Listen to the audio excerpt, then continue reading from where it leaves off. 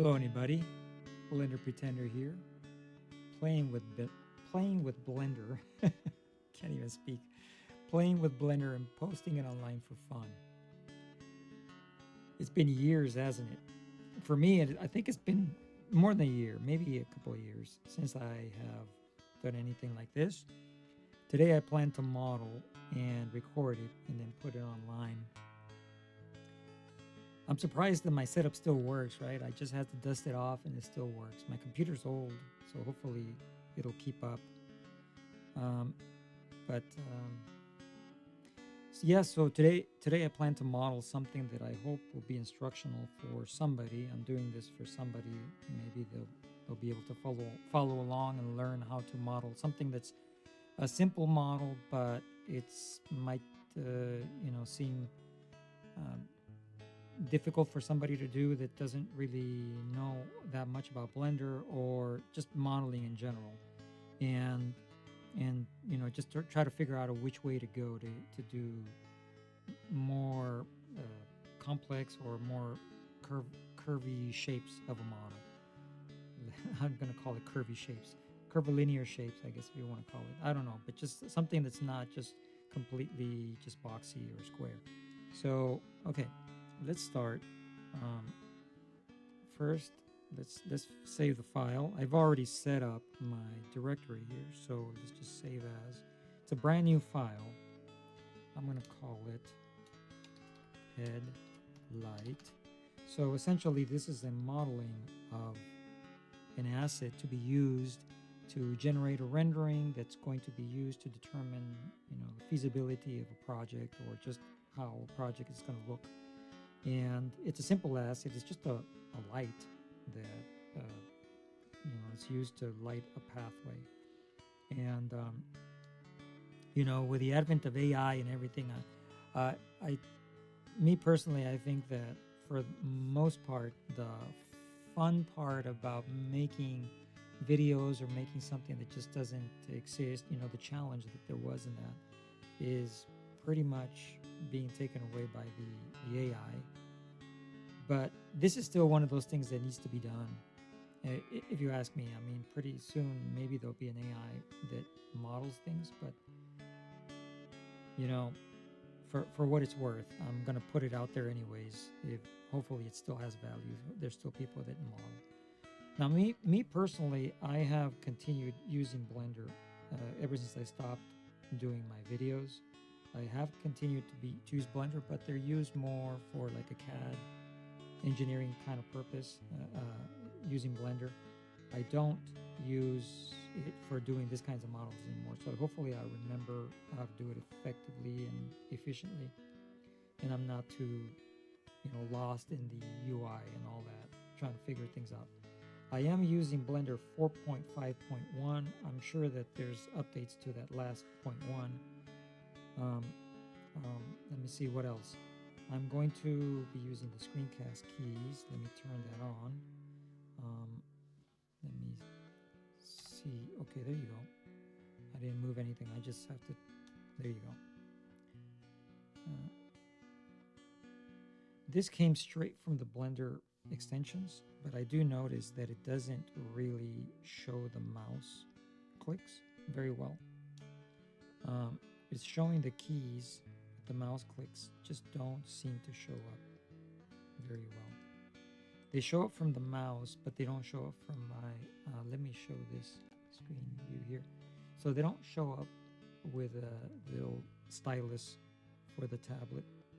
That's unfortunate, but let's just, let's just move along and make use of the keys at least that I'm pressing. Another thing that I'm going to do, I'm going to take advantage. I forgot that I probably had to do this, but I'm going to do a quick setup. This is using an add-on that I developed, I use for work, but it's going to help me do a very quick setup for the units. It creates other stuff in the background that would be extraneous, but I can ignore it. That's about all that I'm going to use from that. So essentially I use that just to create the units. The units can be found, I believe they are here, units, but I've changed the units very specifically to be English units, but for the United States, not the Imperial. There's a lot to be talked about that, but let's see. Another thing that I'm going to do, let me go transparent for now, and well, I'll keep the view transform at AGX, see what that comes out like, because I don't foresee having to change that to standard.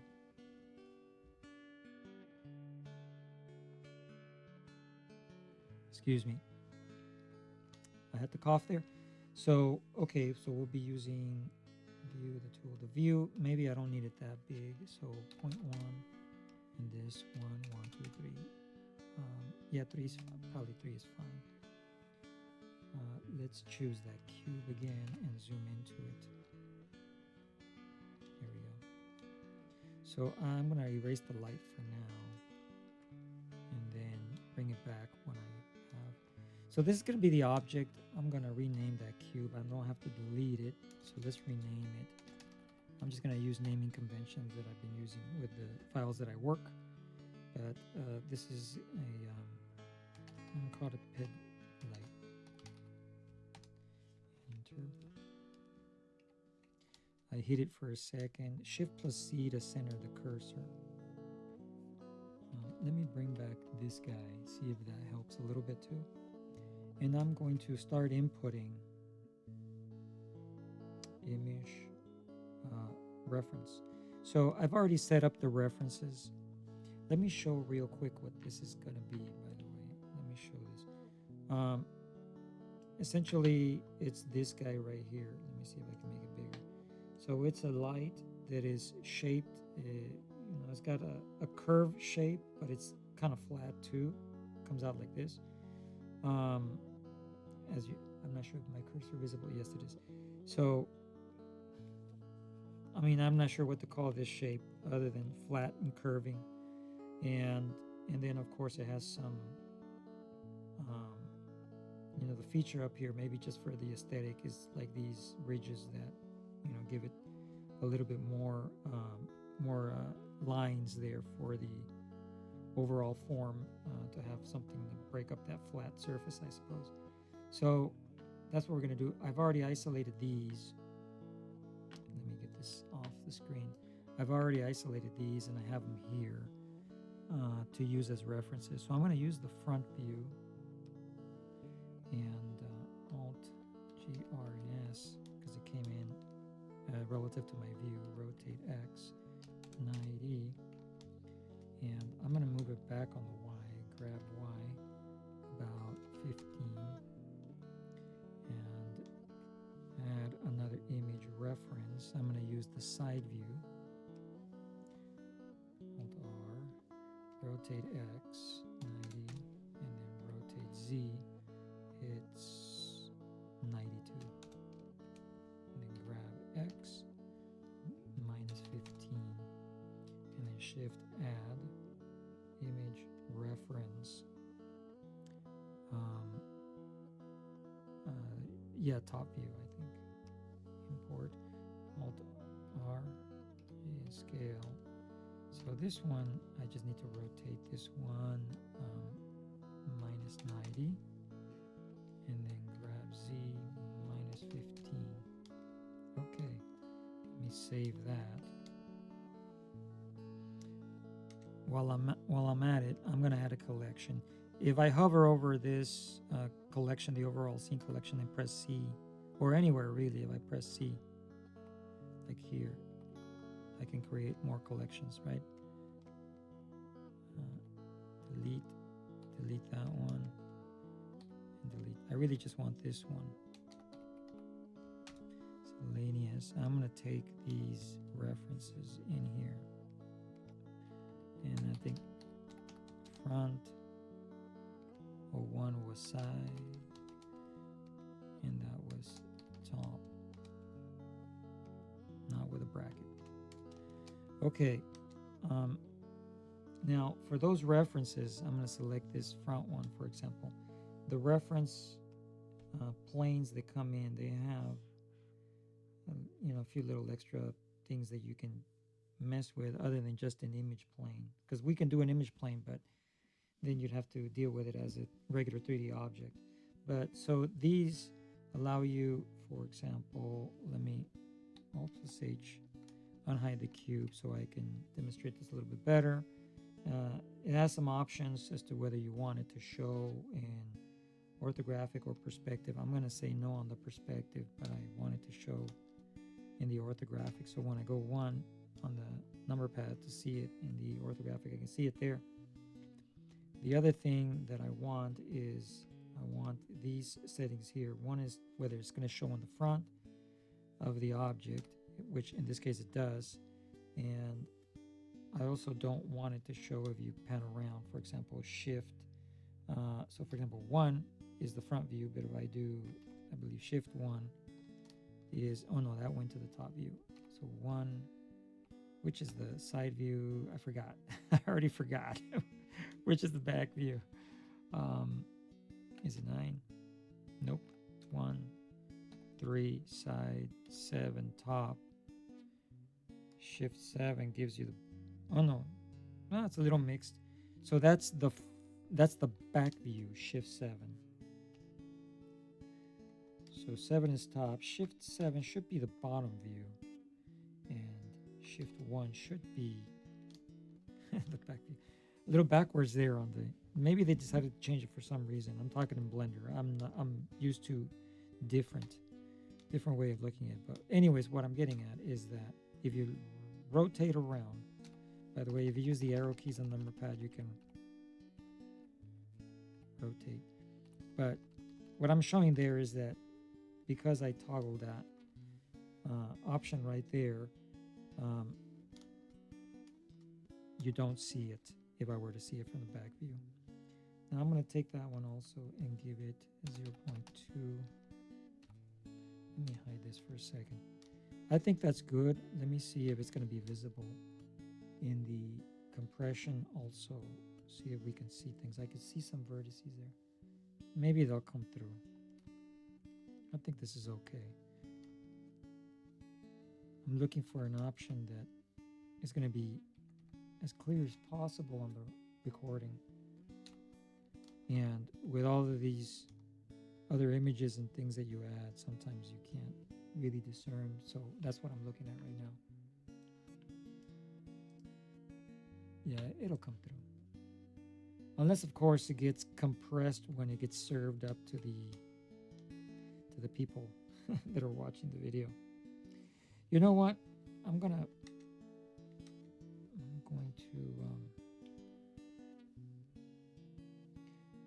select the front one. I'm going to do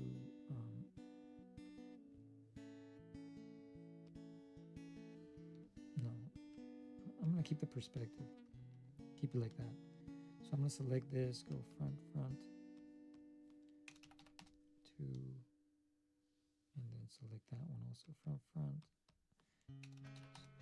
So we can see it in the perspective, but they'll go away as you rotate around. Okay, we'll keep it like that. Only when it bugs me too much will I change that perspective. It'll toggle back off. Okay, so now let's start modeling this light. Here, I've got it. Another thing that I'm going to do then is, so that I'm not mistakenly selecting it, I'm going to pick this guy right now and turn them off. Right? Because I don't really see, well, you know what, I may need to adjust them here in a minute, but I'll turn them off here a little bit later. Okay. All right, so let's start. Because the cube, let me get my edge lengths. So I have it in my quick favorites. I do cube for quick favorites, but you can get edge lengths, I believe here they are. So you just right click and add the quick favorites. Here you would add a quick favorites. I have it in my quick favorites. So it gives me the lengths. So you can see that these were created. This is the default cube. It's a 2 meter by 2 meter, which is the equivalent in in terms of feet as 3.28. So in the item, we're going to be able to see here, but we're going to bring them up to 0 because we have dimensions of 18 inches. So I'm going to select all 4 of those. I'm going to also turn on my settings here for, I find these to be the most effective settings to being able to do snaps that actually are meaningful in terms of dimensions, in terms of measurements, I mean. So that's the way I've always set it up. I've always gone over that in my previous videos.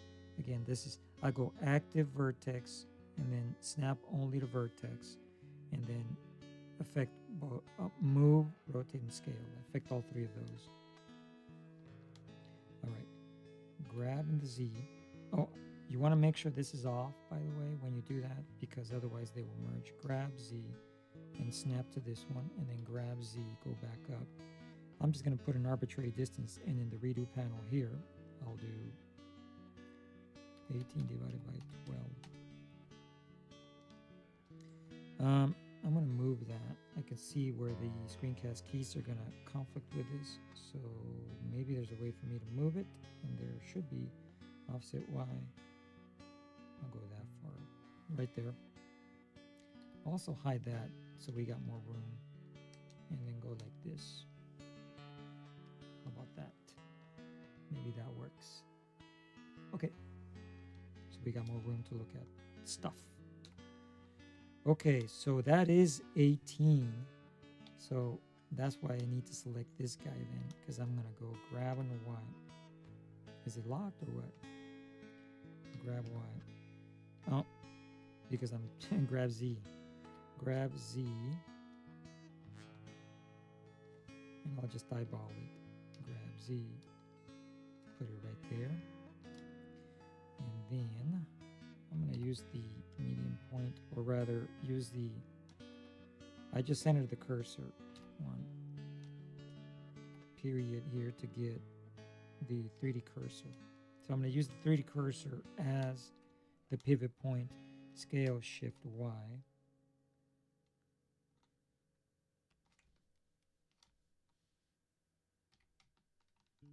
I'm going to do the operation again and then just eyeball it, such that that's 18 inches on that one.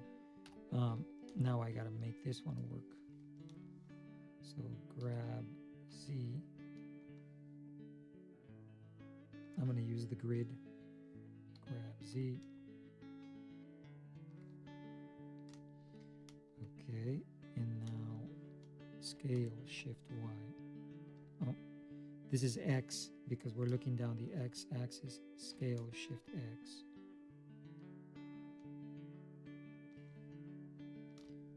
I'll zoom in here. Scale shift X. Right there. Okay, and then the top view. This one's going to be a little bit different. I still need to measure. So I already got it for 18 inches. But what I really have to do now is get this overall dimension to work. So we know from the top view, let me select the cube, that it should be 29 inches. So let's just make that happen. So, yeah, so the only way is 24 and a half, right? I mean, 14 and a half. And let's get these. And on the Y, make them 0. Grab Y.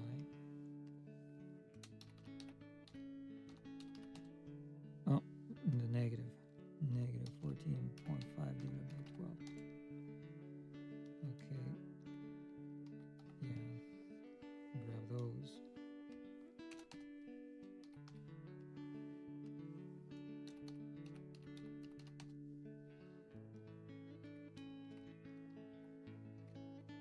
.42.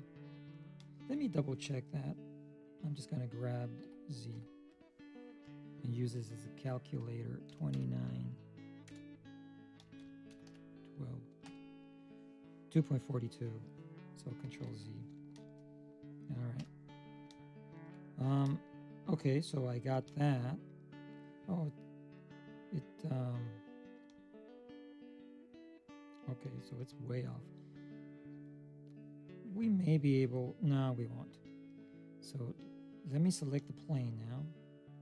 Grab Y, and I'm just gonna eyeball it so that it overlaps, the lines overlap with the cube. And now I'm going to select this face, snap the cursor to it, keep using the cursor as a pivot point, select the plane, and then scale it. Oh, the snaps fooled me there. Scale.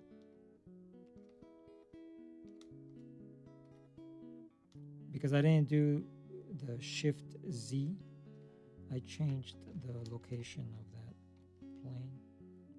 That's not a bother. I can just go back and then the Z go -15 down there where it was. It doesn't have to be that far actually. So I'm going to go -5, and then that one is 5, and then that one is in the X -5. Okay, so we're getting somewhere now in terms of the units. So that's 29 where it should be. So if you got the height, what we don't have is the width, right? So we'll just go, I'm going to select these. Well, here, I'm going to be using a mirror modifier, so I might as well add it right now. So I'm going to put a loop through there. Control Z. It was Control plus R to add the loop, and then you see when the yellow line shows up, right? So I'm just going to put it there, escape so that I don't move it anywhere, and then take these X vertices. So if we look at it, we have, like an open box, right, in the center. And then in the modifier, we're going to add a generate. We're going to add the mirror modifier in the X, and we're going to clip it. And I'm going to hit this one so I can see the vertices on this side as well. I don't know what I pressed. I pressed something. Yeah, the recording's still going. So now I'm going to grab these, go back into the wireframe so I can grab everything, and grab X. There we go. We're closer now. There we go. So now we're seeing the shape more or less.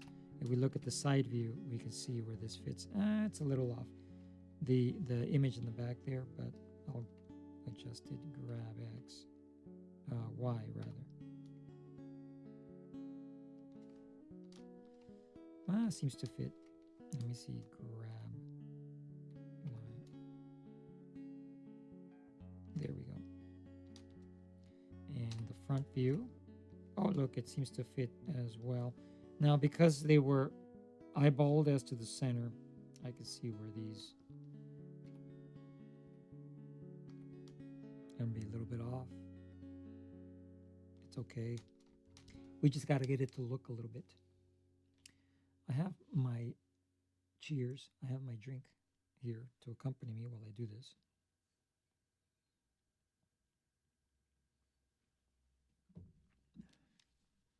I once was doing a live stream,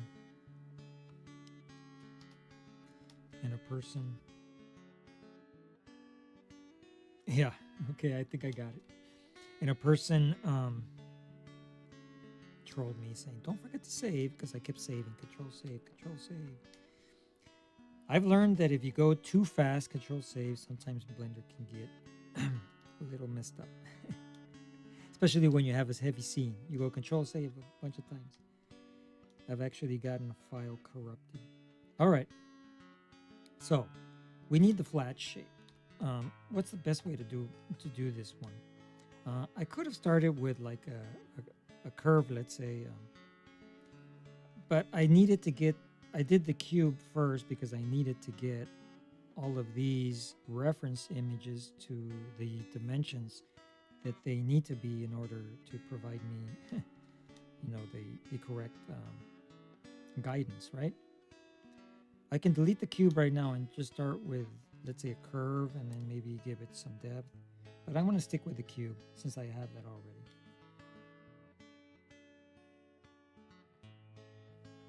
So let's do that.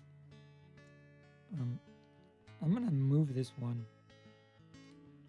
because this is the cube that gives me my dimensions. I duplicated it, F2. I'm just going to call it. And I'm going to move it to my miscellaneous collection. And then over here, that guy, I'm going to add this guy, another one of these, filtering toggles here, and then turn it off so it doesn't show and I don't touch it. So really I'm just dealing with the one in my surfaces collection and the one with my references. All right, so first is to get this shape. So let's do it. So to me, I'm gonna just very simply use what's known as hard surface modeling in Blender. And essentially there's gonna be a bunch of quads that I'm gonna try to follow those lines and give bevels, the lines that you see there, and then just give some bevels and use a subdivision modifier to try to get the smoothness and try to get the overall shape. That's very simply what I'm gonna do. So I'm gonna I did Control plus R here to add some loops. So I'm gonna go like that for now. I'm thinking,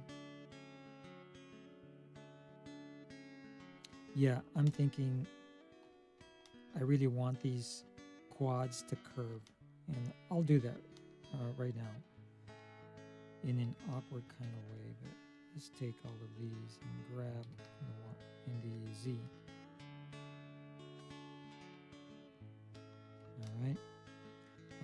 Really, I could have just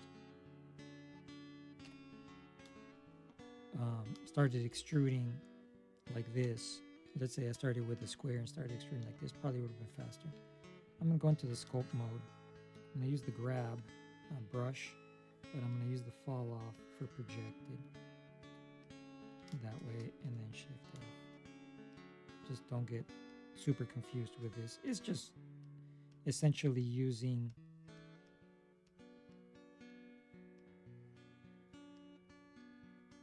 like a paintbrush to move vertices around.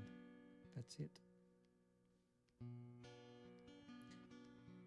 Perhaps for a newbie starting to just put a cube and then start extruding at it in a circle, that would have been easier. So I'm going to extrude that one, and then I'm going to move this guy up here, this guy here, and then I got to start figuring out where to put some loops. So let's get that guy there, that guy there. Let's put this guy at the very tippy top there, and then get this guy here. And I'm just estimating what would be the best amount of loops that I need. We don't want too many, but we don't want too little, too few either. Okay, there we go. I think I'll be able to get a curve out of that. And now get out of so now if you can see it in the shape, I've just created this kind of shape right here. And I'm going to go to the side, go back into the edit mode, but go into the side view, and I have that face selected, and I'm just going to go Control, and then digitize somewhere in there. These have to be flat because it goes into like a square shape, so that's very obvious. So what I'm going to do is just go, I have these selected, I'm going to do the midpoint as the pivot point, scale Z0. Got it. And then just grab it and put it where it needs to be. Actually, in the item, it really needs to be at 0 in the Z. Go back into the scope mode. I already have my grab tool, and then just move those. This one might need to go out a little bit more.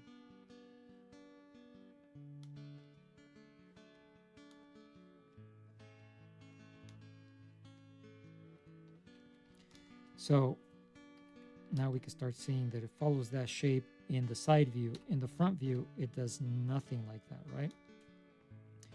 But, and then you can see this kind of boxy, right? But we're going to add on top of this modifier, we're going to add the subdivision modifier. And an easy way to do that, my keys are all worn, but it's control. And I'm going to give it two levels of subdivision, and that starts smoothing it out. You see that? So that's the same, by the way, if I'm going to collapse this guy over here so we can see it. That is the same as if I just were to go add a modifier, add, I believe it's a generate, right? Subdivision? No, it's not. I have no idea where it is. Edit deform. No, is it deform? Subdivision. No, it's got to be the generate. Oh, man. I'm going to be embarrassed here. So it's not there. Generate. Let's go slowly. Subdivision. Surface. Yep, it's right here. Generate. It's the same as if I do that, and it has 2 levels. So when you do control 1, you'll see that one changing. Control 2, control 3, so on and so forth. I'm going to stick with 2 levels of subdivisions. This has the option for simple or the Cadmol Clark. You want to keep the Cadmol Clark. The simple keeps it boxy. The Cadmol Clark does some sort of, math in the background or whatever, and it smooths a lot of things. You can still see that it's faceted. So for that, I'm just going to go W, shade smooth. Now we can see it start looking smooth shaded, and at least it's following that shape, right? But it's not following the other shape. So let's try to get it to follow the other shape. And while in the object mode, I'm going to control 0.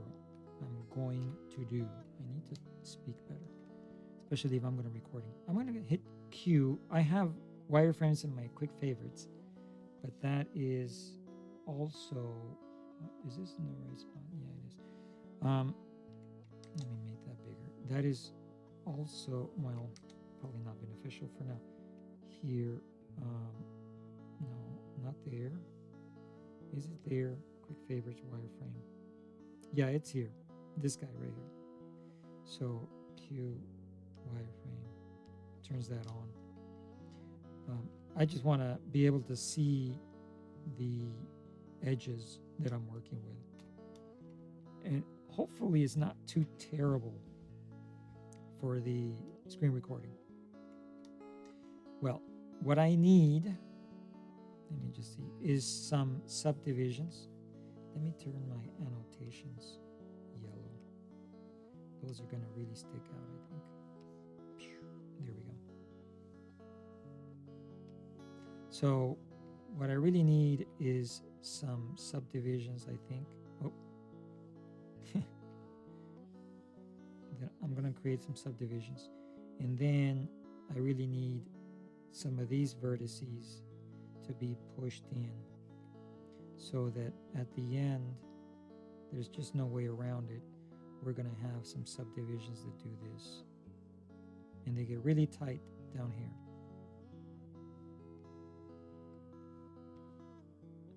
That's what we're going to end up doing, I think. Because we want to figure out a way to get this shape out here as well. So let's go into the edit mode and go Control R. And I'm just going to guess right now at 3.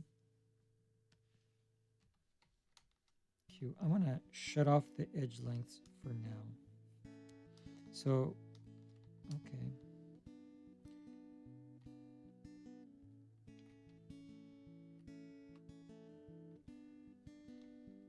Keep in mind that I'm trying to figure out which is the best way to do this such that I don't work so much. That I have to bring these in. if I create too much loops, too much subdivisions, there's too many vertices that I have to be moving along. So sometimes it's better to have less vertices to work with in any given instance. And right now I'm thinking that maybe if I didn't have these loops, all of these loops through here that give me that curve shape, it'd probably be easier for me, but I already went this way. So let me see where the cursor is. I really want the cursor to be in here. I'm going to snap the cursor in here because I'm going to use this as the pivot point to scale. So I'm going to go back to the front view, select these guys, and for this I'm going to use the proportional editing, and I'm going to use the scale in the X, but I want to make sure I'm using my cursor as a pivot point, scale X, and then drag it in. And then when you're using the proportional edit, you have a circle, scale X, that, there you go. If you scroll your wheel, you're going to be able to see it. I think that's good. So I'm going to get these ones close to where it needs to be. And then select that. And then scale these. But bring in that circle a little bit more. I don't think I selected everything, so let's look. So I really wanted that guy and that guy. There you go.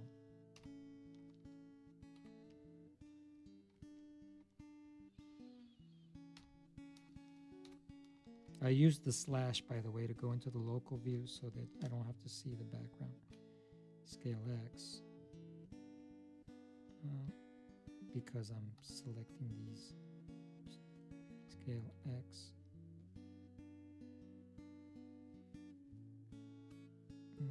Kind of wants to work.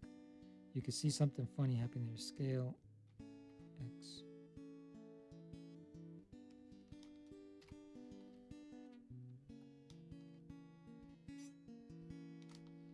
Okay.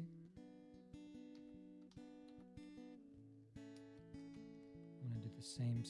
Oh, it's not projecting. Oh, because it's that one up there.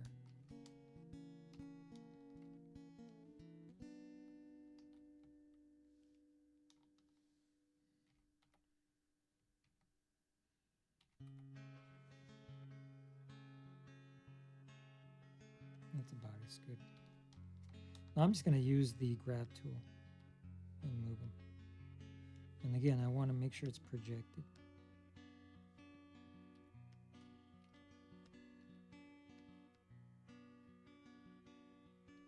Because that's the vertices over there. Meaning it's these vertices over here.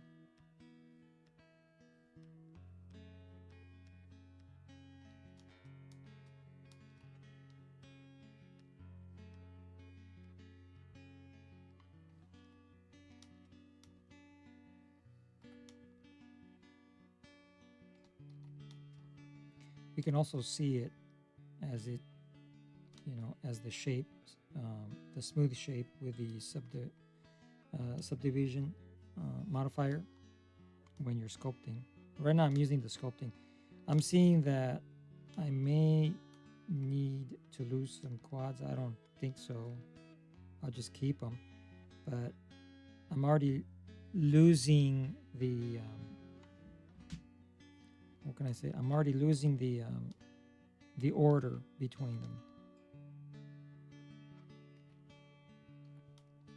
Meaning they're not going to coincide with each other. They're going to start deviating a little bit. So if it gets to the point where I'm sculpting too much, they may be not, very nicely paired with their complementary vertex on the other side of the on the other side of the the light. So I'm going to try to keep them somewhat together. and somewhat, you know, not too separated.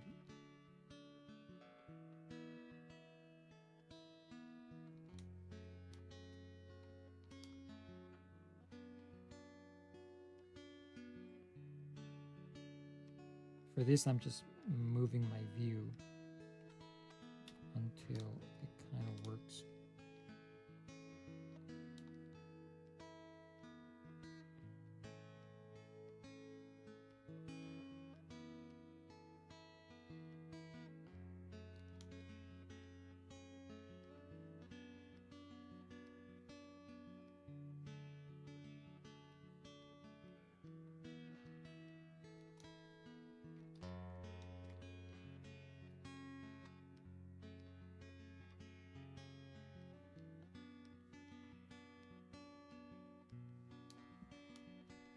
That seems to work.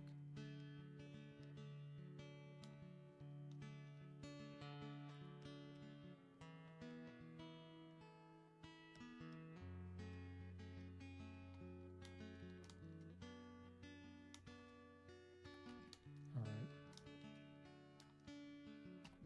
Let's see, make sure I didn't lose the overall shape here.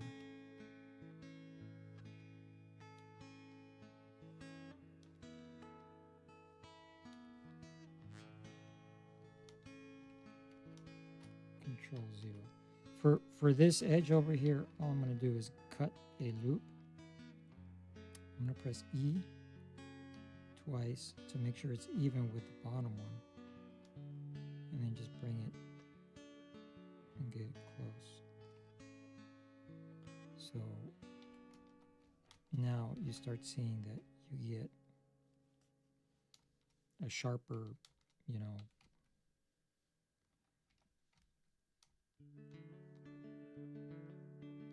because it's the modifier, I won't be able to inset this effectively, but I'm going to do a little inset. I'm not sure if you noticed that. These faces here, I'm selecting the faces, by the way, by pressing the 3 key. I'm not, so I'm going to delete the face, select these vertices, and then grab in the X. Well, get rid of my proportional editing, grab in the X until they clip. So these support loops here and here, that you see here on that edge, are what are going to give the nice sharp edge that's supposed to be square, and that's supposed to be 4 inches down there. Is it 4 inches? I didn't measure it. I just assumed that it would be. Okay. Oh, okay, so there's more work to be done here. Let's do the sculpt mode. And just bring them in.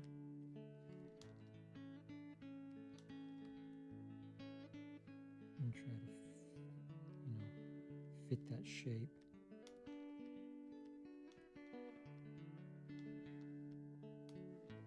Well, there's a lot to go here. Is it projecting all the way down to the bottom on that one? I might move stuff that I don't want to. So for that sake, I'm going to use the sphere instead.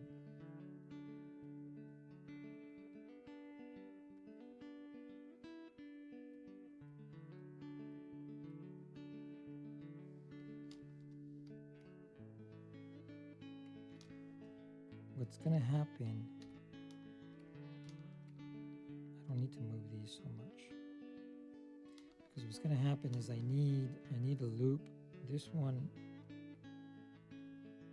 yeah, this one's making the shape on the side. It appears there's a lot of information that I'm lacking, by the way, but the shape on the side, and then I need that edge right there, another one. So it's like, if I count that as the outer edge, this guy, I need 1, 2, so I need 1, 2, 3, 1, 2, 3, meaning this guy is going to be the top one. Another thing that I can do is go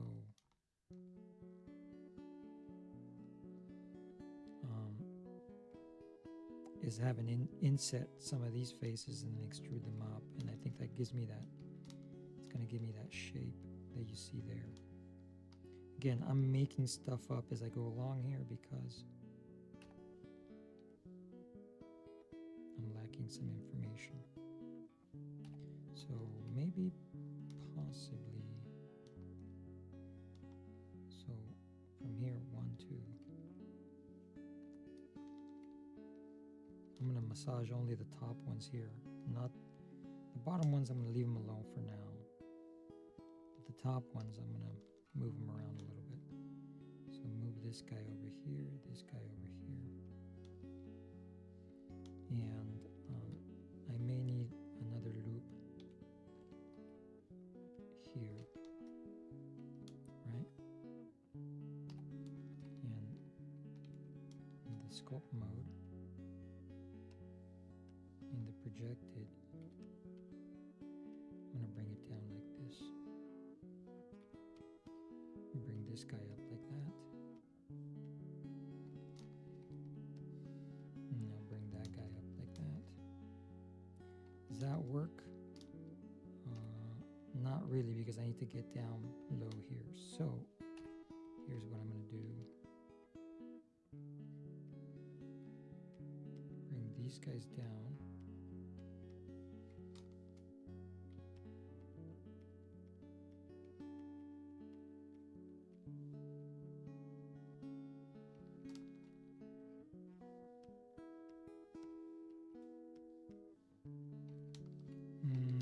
You know what? I think I need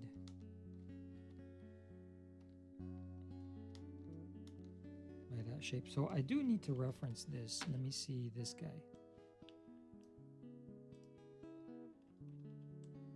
here. So it seems to be flat and then shaping, and then you got this edge and that edge. Okay.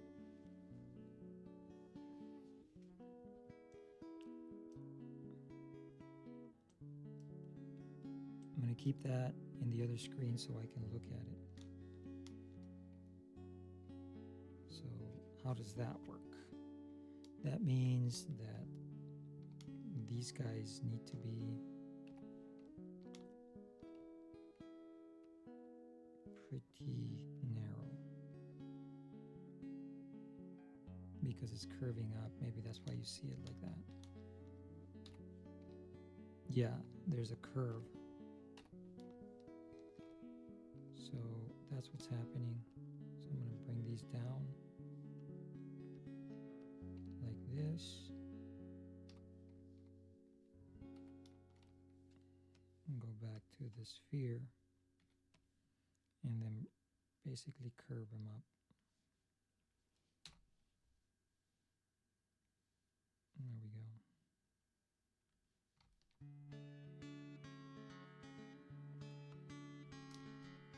There we go.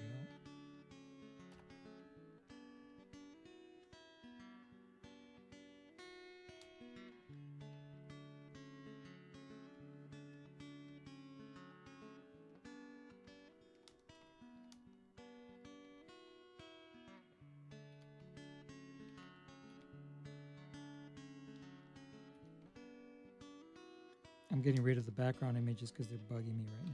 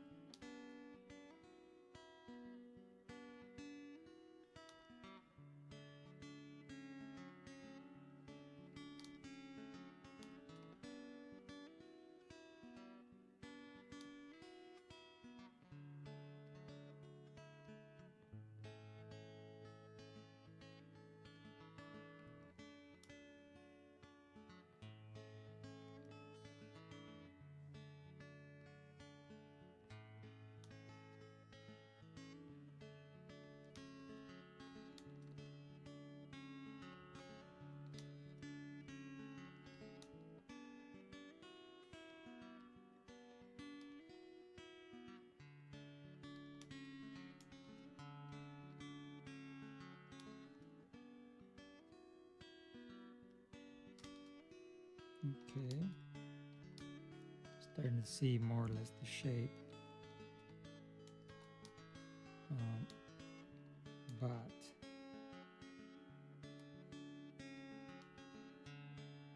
I need,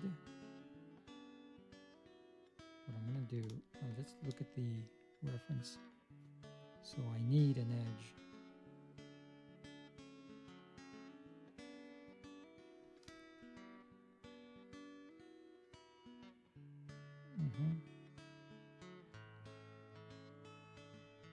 That protrudes up. So let's get rid of the modifier for now.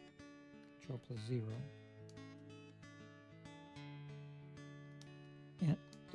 And don't get worried so much that it's so crazy, ugly looking right now. We can fix all that. So we're gonna take, I believe it's gonna be this guy.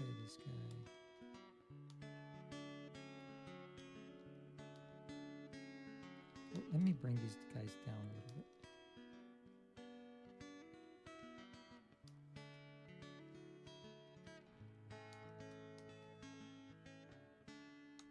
Let's get the smooth brush.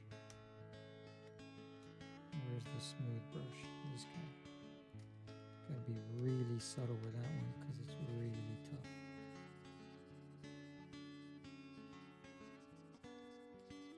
And it fixes that. But what I need,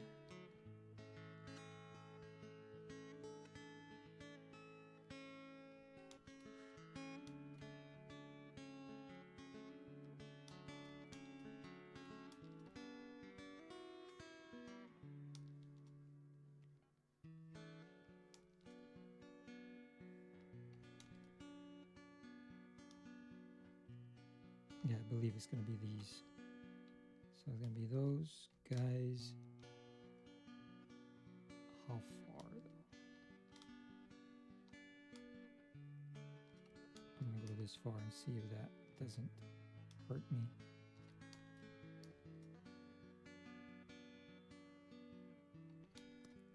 Let's do it like that. So Control plus E. No, that's not the one. Extrude faces along normal. Basically, that's what I want to do. Select these edges. Bring them up. Go back to the sculpt.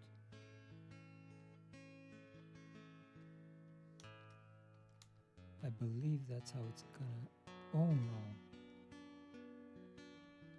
No, that's not quite right.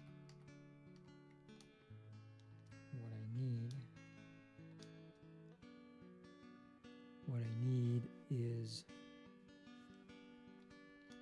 yeah, so they come up all the way to the back. So this the line that I extrude is gonna come all the way to this corner. I kind of work my way into, because I need essentially these guys.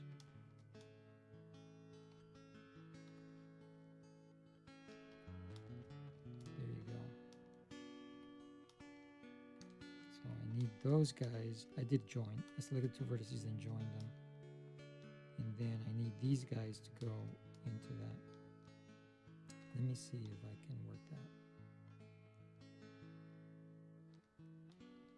There we go. Let me go again. Alt plus C, extrude, face along normal.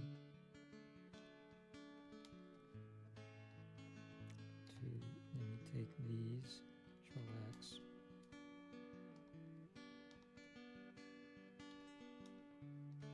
And, nope, I needed to join this guy. Take that guy to that guy, join it.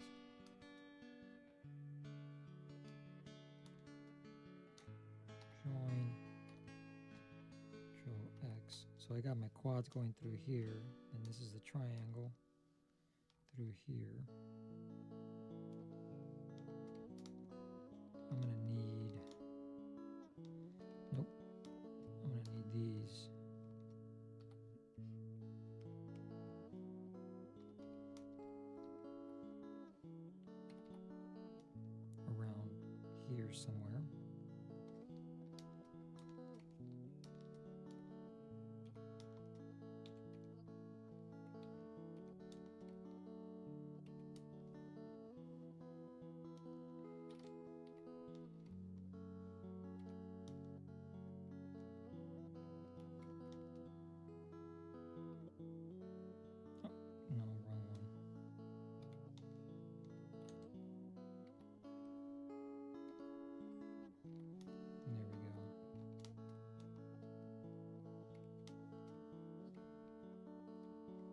Let's take that. No, that one goes all the way over there.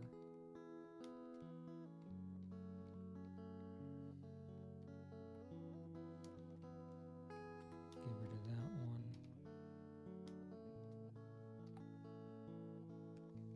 Merge that one together.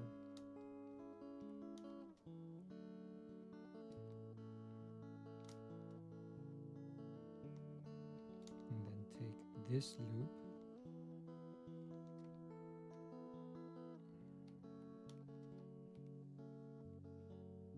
I don't need these then.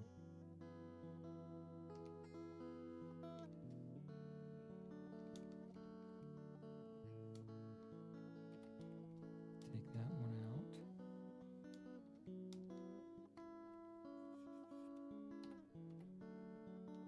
Shove this guy over here.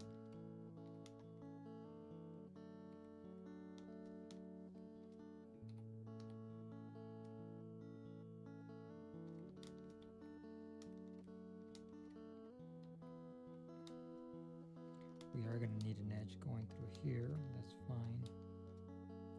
That meets that one. Yep, I lost my view. But then this guy over here, I'm doing GG to move him along the edge. This guy follows.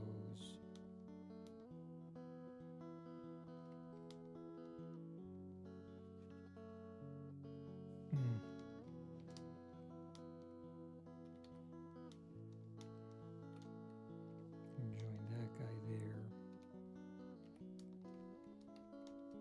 Meaning this is going to get beveled too to meet these.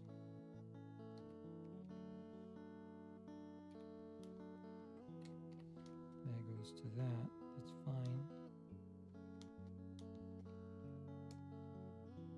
Okay.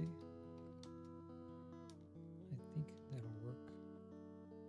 Oh, did I miss? Did I miss the spot?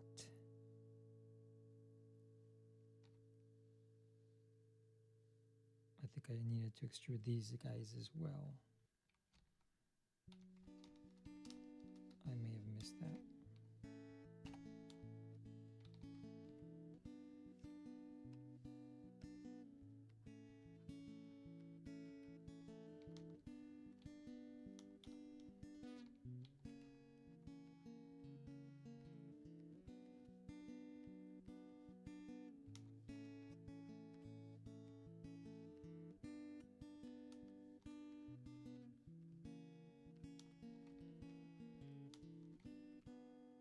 Yeah, I think I needed to extrude these guys as well. Oh, that's an hour. So I'm gonna go a little bit further because I still need to get this shape to actually look like what it's supposed to look like. So I'm gonna continue going. I still need to bevel these guys going around, but I got this. Oh man, give myself more work. There you go. Also see extrude along normal. What happens is that is going to generate. It's hard to see them, but there is these faces in there that I don't want. Barely see them, right? There we go. Now I'm going to click that guy on there and turn my snaps. Boom, boom, boom, boom. There we go. That's really what I needed. Oh, Control Z. I had the fall off and projected. I wanted sphere.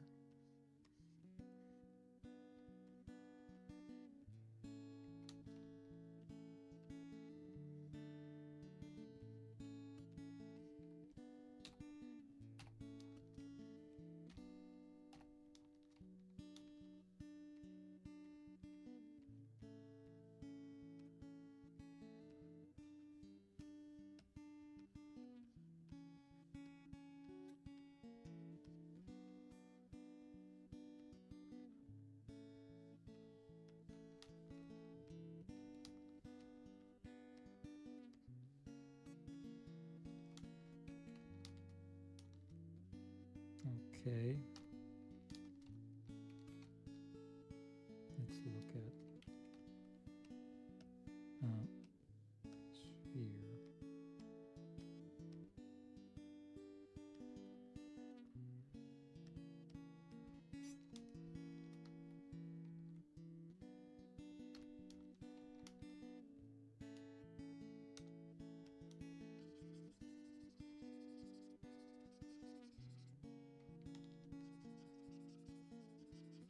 We'll let the smooth brush do some of the work for us.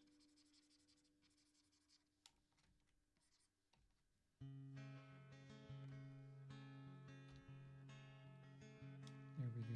Okay. Well, didn't do that much.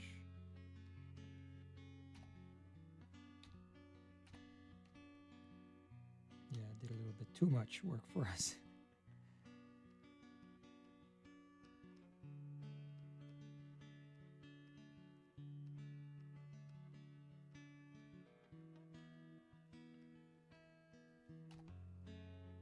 There.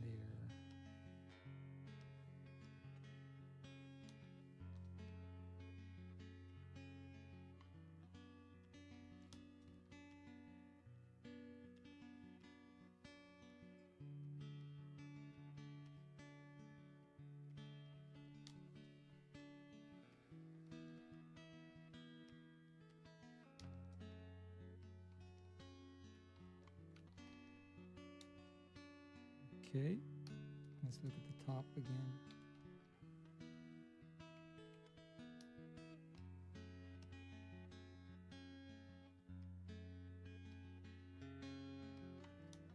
I'm actually, these need to go a lot more. About this far.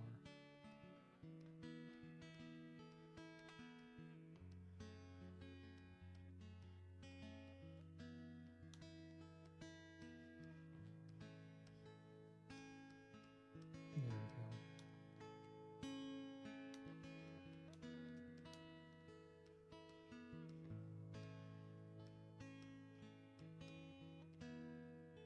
There we go.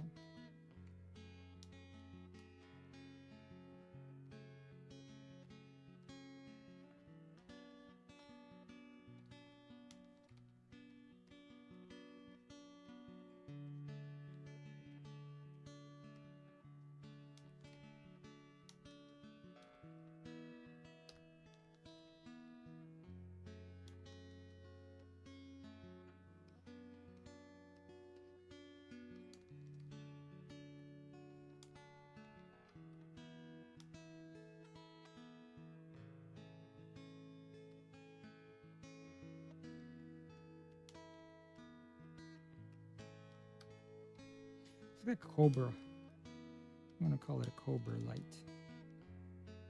The cobra light.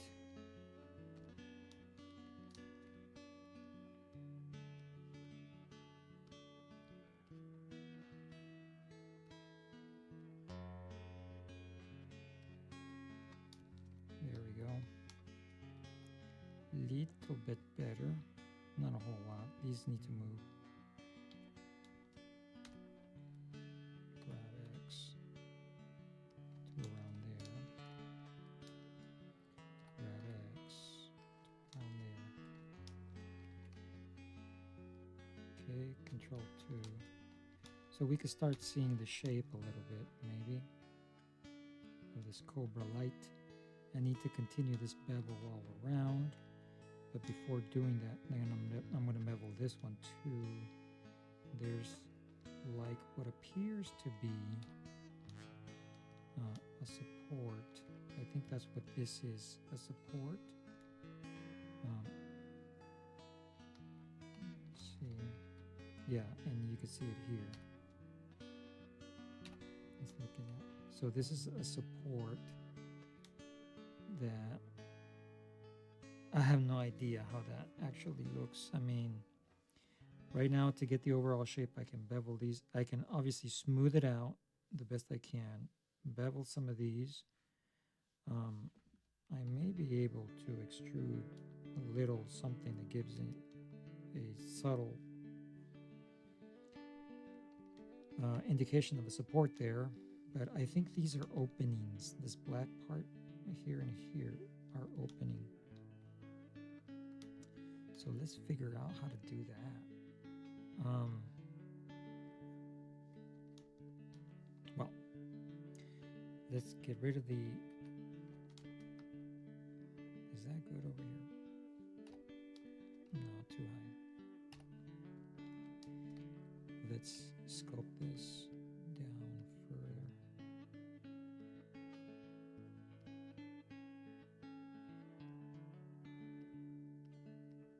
All right.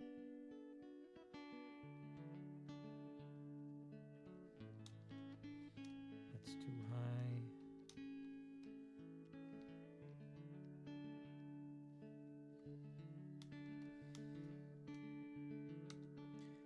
Let's get the smooth going.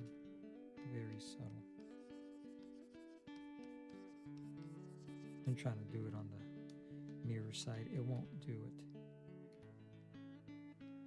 I don't know what is smooth. Is it a shortcut for it? I don't see it.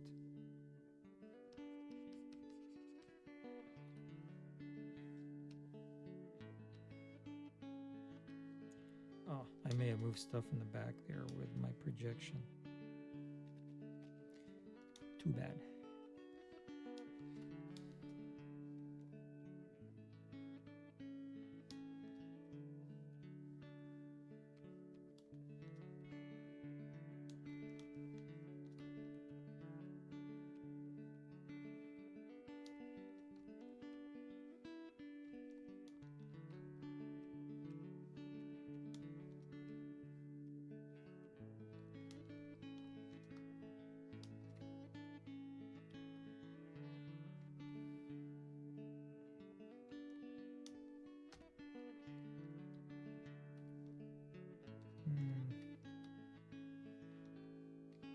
Looking at this point right here, it may be a little too far out.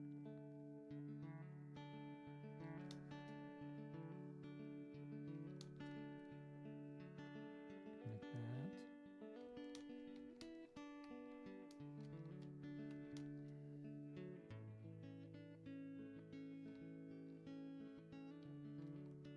I'm going to take this guy, man. I moved it over, but I think I don't want it that near because I'm going to need a bevel that comes down that way. I'm going to need a bevel that comes down this way. I'm going to need a bevel that comes down this way as well.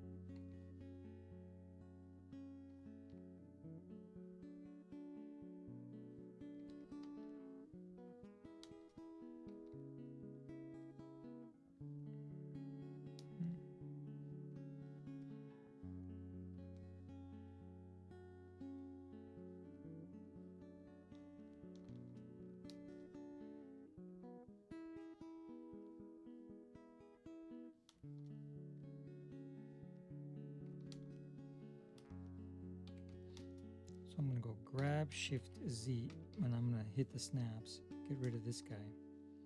Grab Shift Z and then snap to that one. Likewise.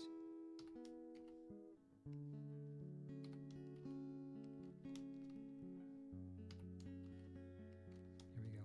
So what I've done is I've flattened these out. Projected. No, not flattened, but made them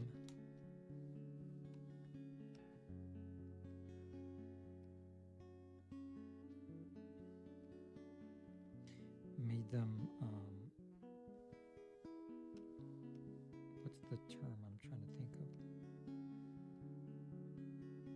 Collinear? No. I've made it so that they occupy the same X and Y coordinate. Does that make sense? Same coordinate. Actually, I want to do the same for these. Go into the edit mode of that one. Grab Shift Z, that guy. Grab Shift Z on this thing. There. At least that far. Right?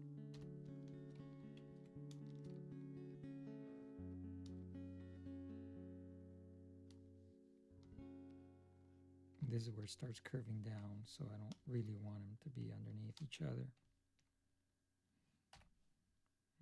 They're in the right spot. Go sphere.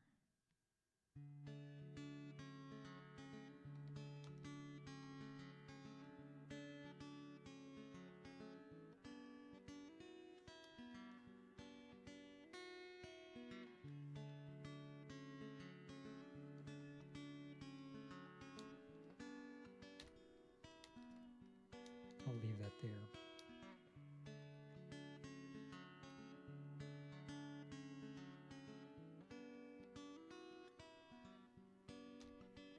Let's see how smooth that is.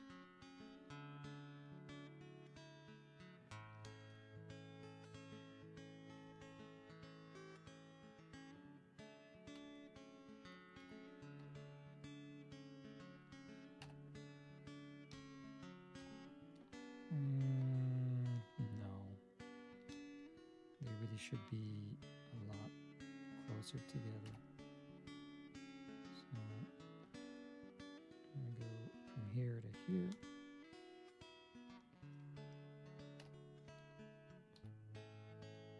Get rid of the proportional editing, grab Z. I didn't have it on, but I'm checking.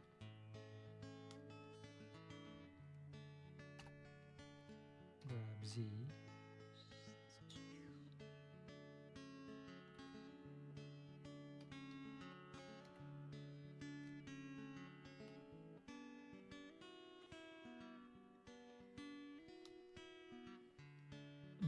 I did Shift Z, I think.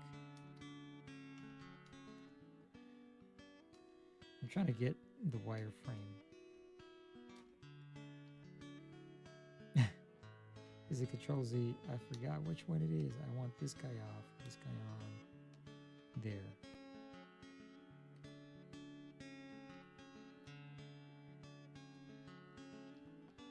These guys.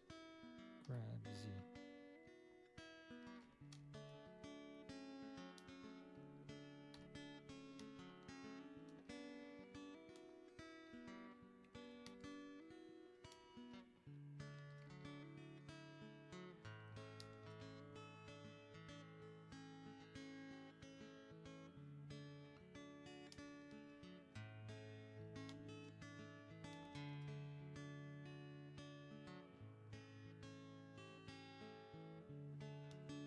Trying to push them up a little bit. Instead of the grab, I'm going to use it was X. Let's see, nope, that doesn't give me that. It's just the draw brush.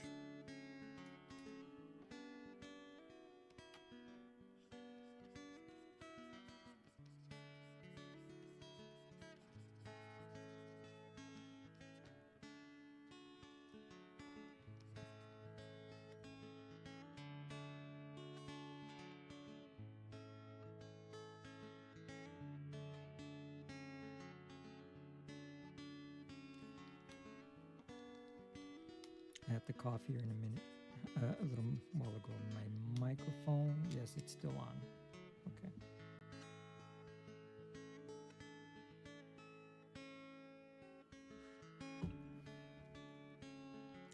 My amber drink is now warm.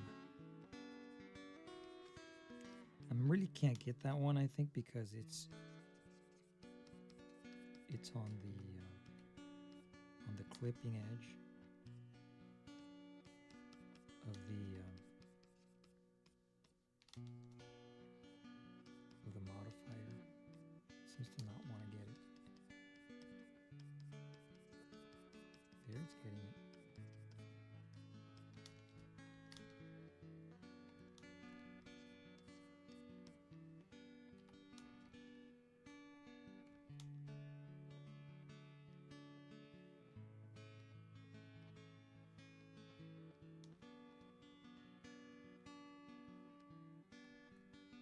There you go.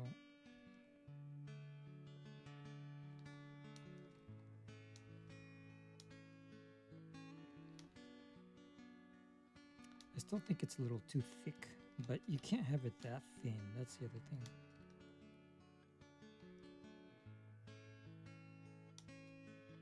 Let's see. Yeah, that's pretty much where it should be.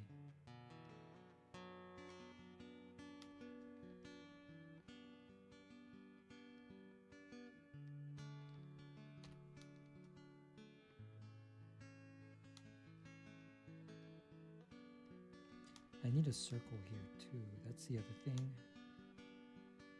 Maybe I should push these guys over here.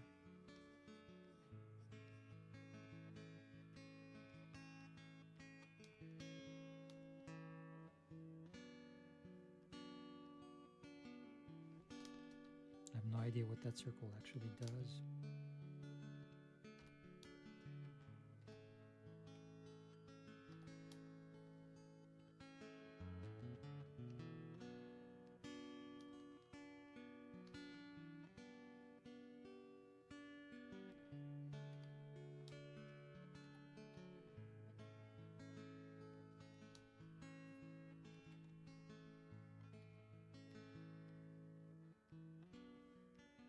All I did was inset 3 faces. See if I can make a circle out of them.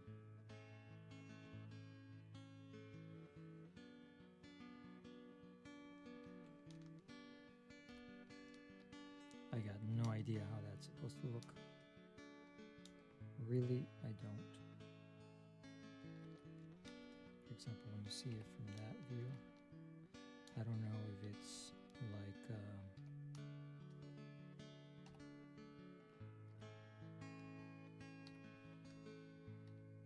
something that just kind of pops out like that, maybe. I'll put some bevels around it and try to make it circular, kind of shaped, circular shape, kind of.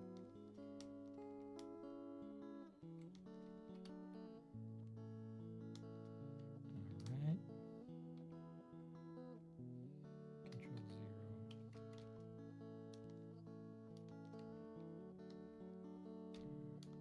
I don't like the way this ended up.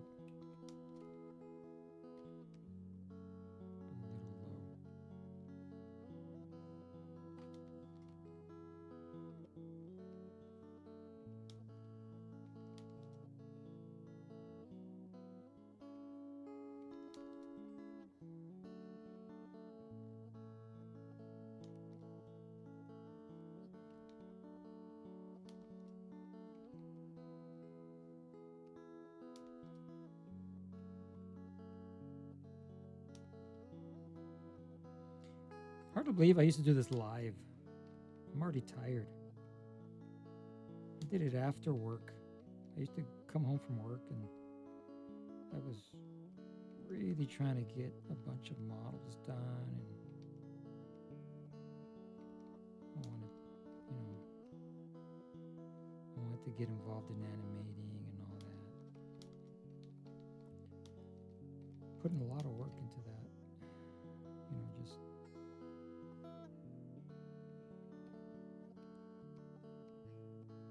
I'm talking about the live streams I used to do.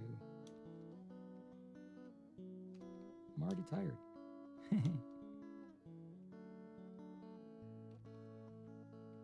I have no idea what that thing is supposed to look like up here.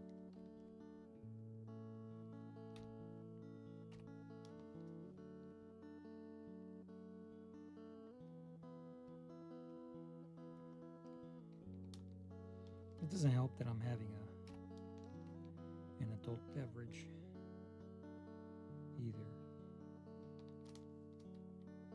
Okay. Let's inset this guy just one more time.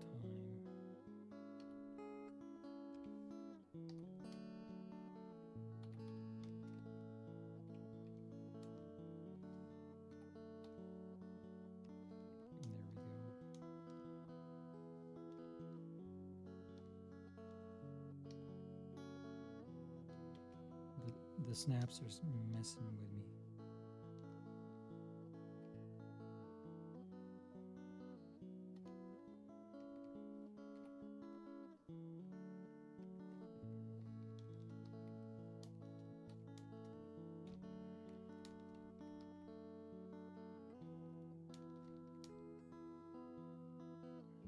There we go.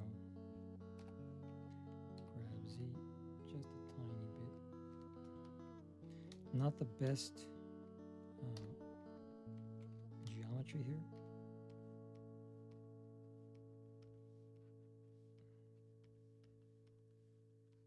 But just something. Oh, I keep trying to sculpt on the side that I can't.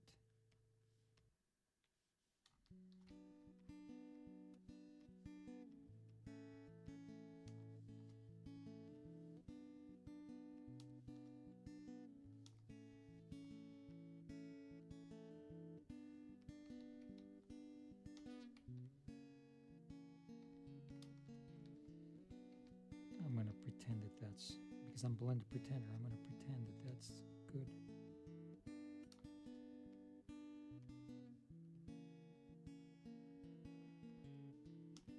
I'm going to make it more subtle. It's too high over here.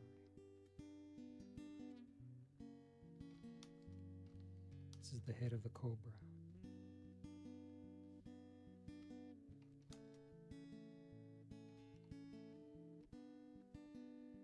This is where it's a light for a pedestrian path, but it probably has an automatic.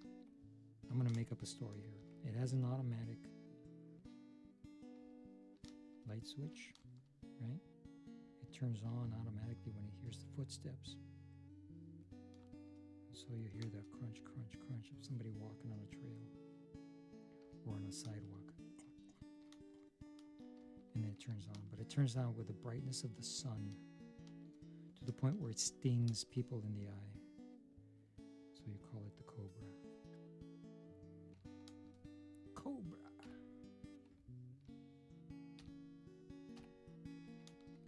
It's cobra.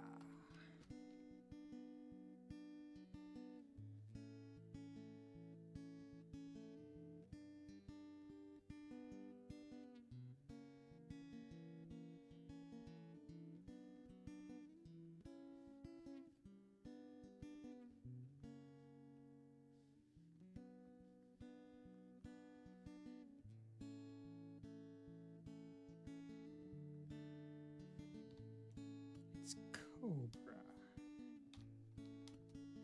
Doesn't the cobra have like these circles on the top of there? I think it does.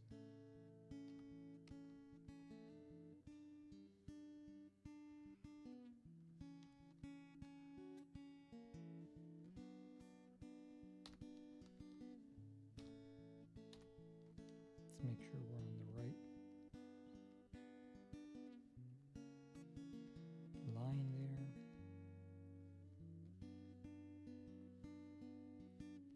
Okay, there you go.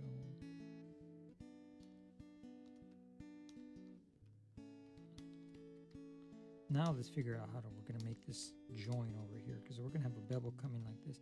Now the bevel that comes down with this guy, let's select this guy.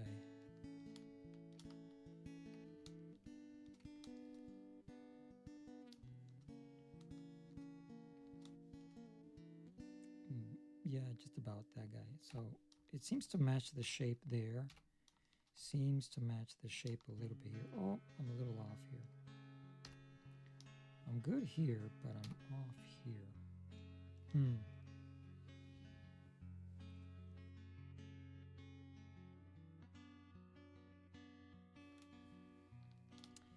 So, which one should I do? I'm going to split the difference.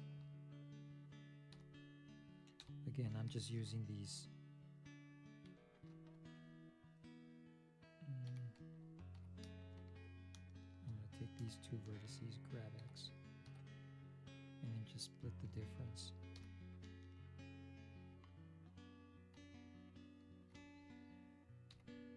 It's a little under on this guy, it's a little over on that guy.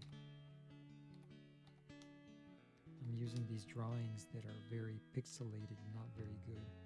Well, these guys can change a little bit. I think I can take that guy and shove it in a little bit more.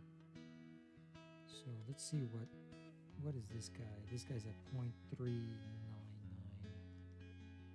because it is pulled out a little bit, right? Pull it out a tiny bit.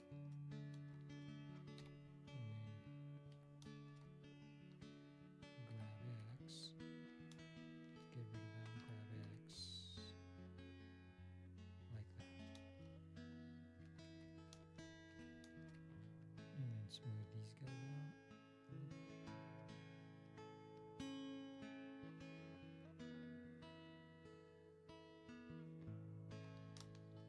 Okay. So back to what I was saying. I need these guys to come and join over here. So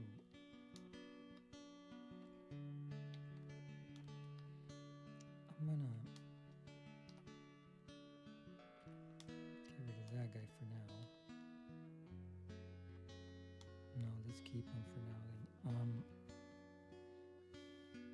No, let's get rid of him for now.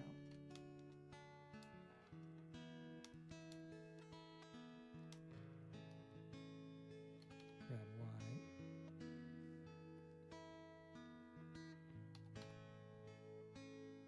We go center them a little bit more.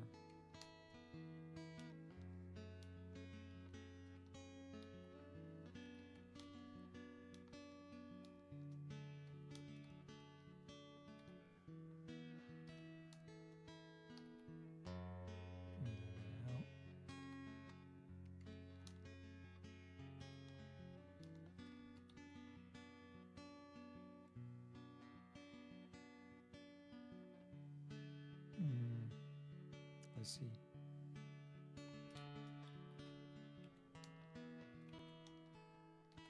So we're seeing the shape a little bit more, but what I need is to figure out how it's going to look with its beveled edges before I make the beveled edges, because I don't want to fight vertices all the way through.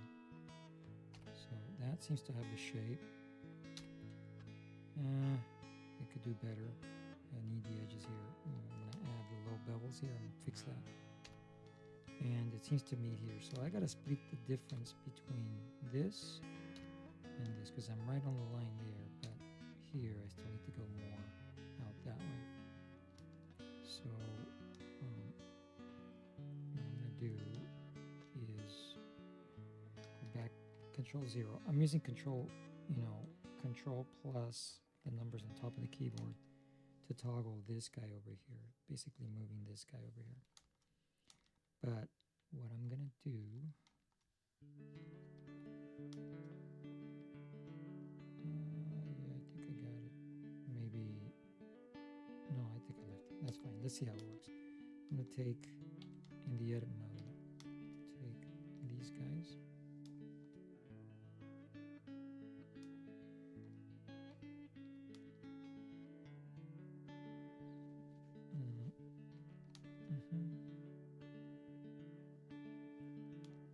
Control X, undo that.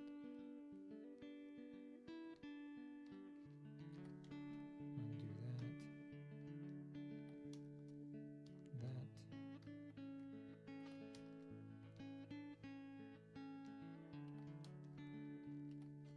All right, so we have this loop that has nowhere to go.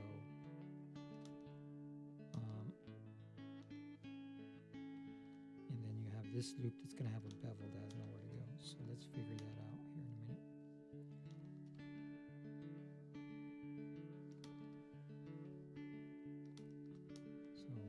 what I'm doing is I'm selecting all of these, and then I'm marking them sharp, or rather here, a crease. I'm basically just gonna give them a crease. Oh, not the vertex, mean. Is that right? Vertex data. Edge data, mean crease. There you go. I think it's Control E. And it's, isn't it? Edge crease. We'll do one. So now I'm just going to select them again.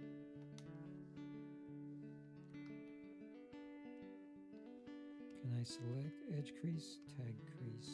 There we go.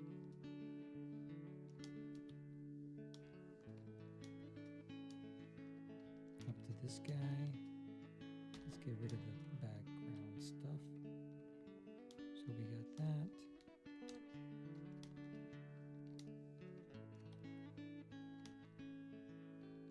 All the way up to there. And then take that guy.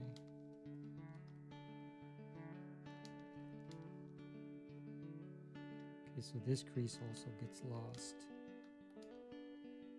I think we got it. And then we're going to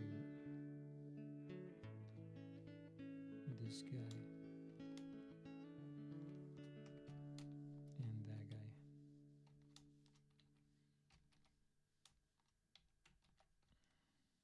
Okay, so that's what we need to see more or less how it's going to look with the creases.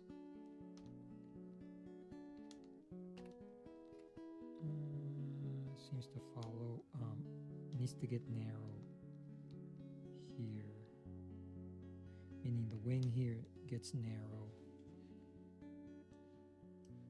here. So it's pretty thick over here, but it gets narrow over here.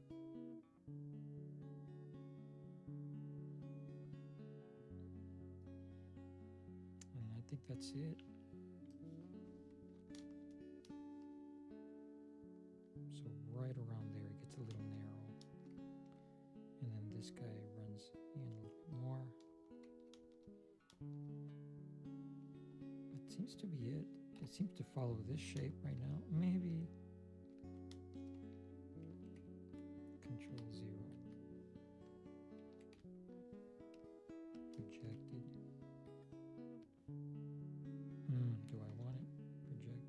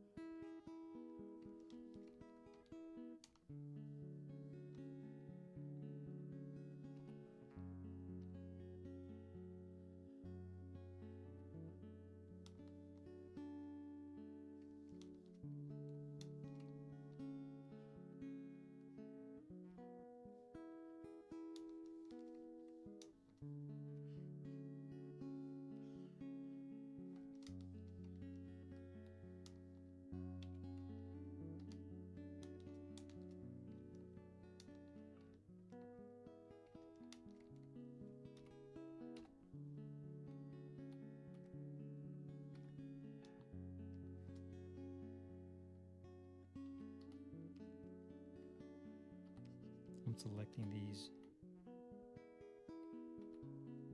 vertices all the way through. Okay.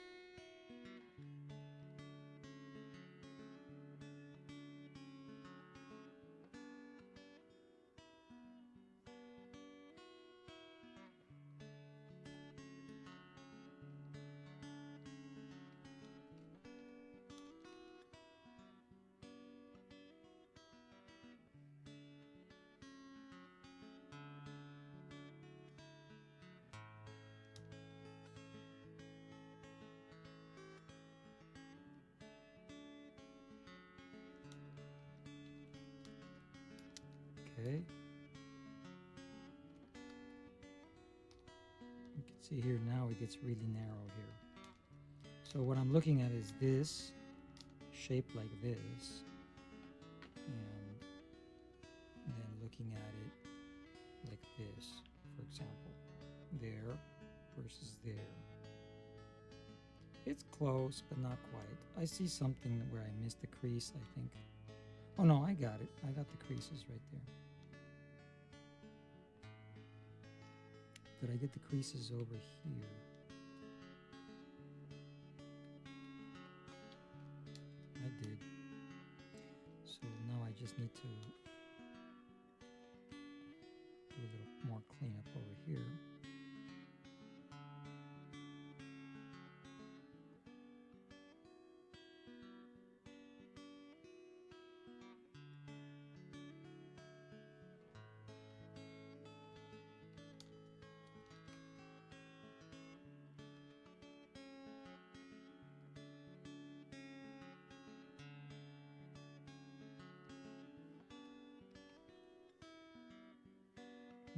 Okay, I want it to be a little bit concave. I think that's what it is.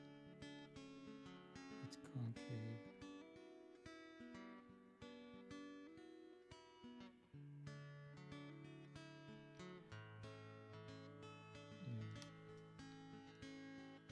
Yeah. Not so much here.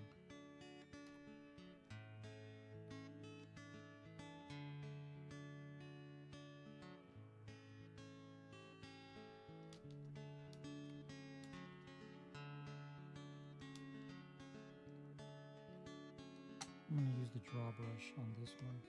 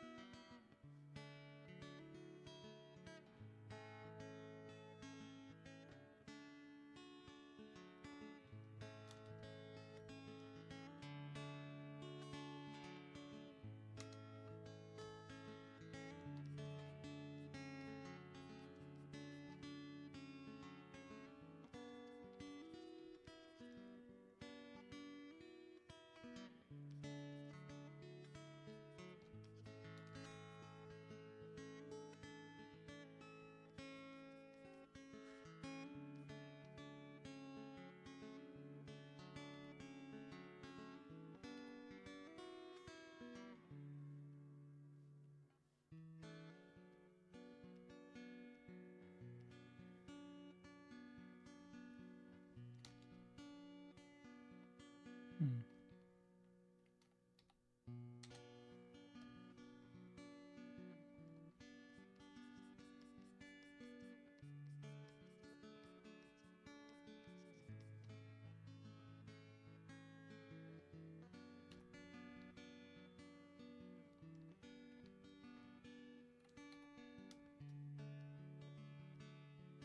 A little hard to tell.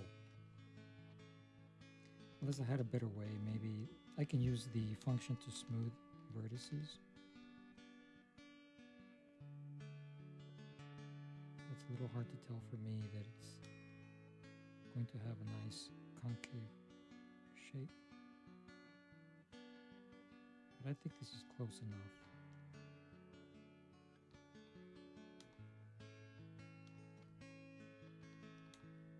This is where the light actually should emit. So it should be more or less flat. But I don't think it is.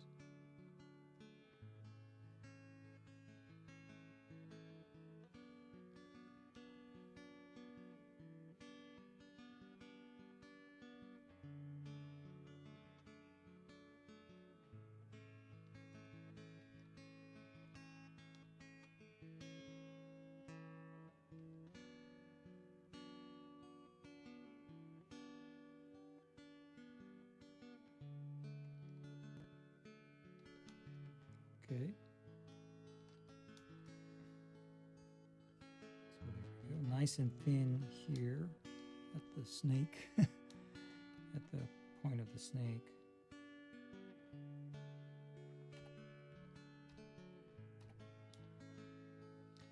these are a little fat. I think it's a little fat for me, for my preference.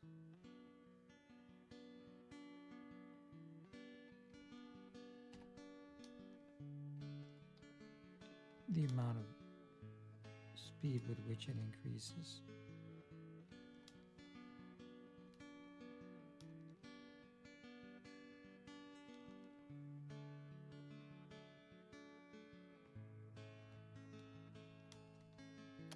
Actually, I just noticed that these should not have a crease. There should be more round.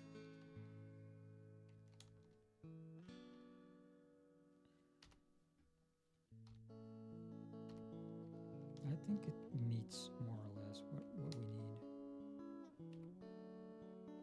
in the shape, in the overall shape.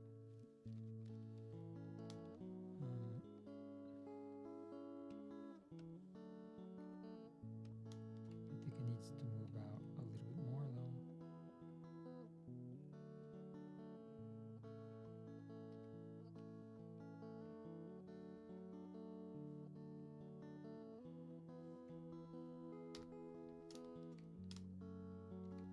A little bit more on this side. Maybe not that much.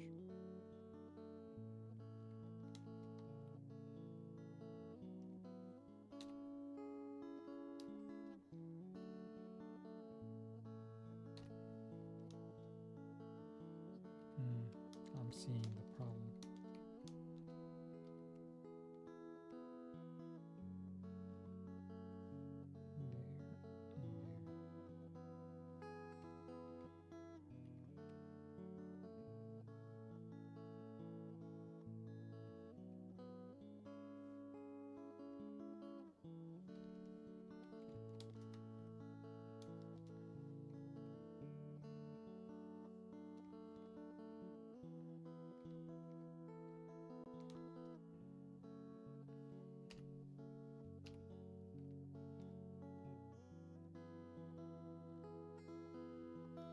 Yeah, this line here is indicative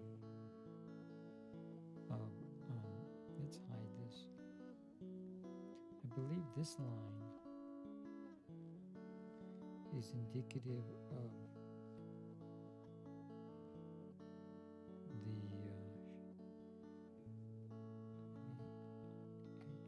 maybe I'm wrong, is indicative of this indentation here.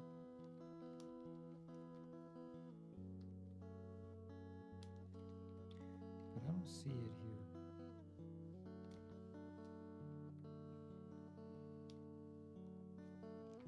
Or maybe it's just the light, actually,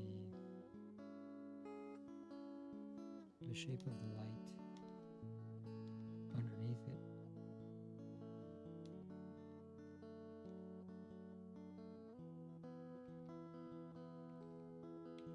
Anyway, I moved it back a little bit because it needed to go back a little bit on the top view. But what that did is that, it lost this shape.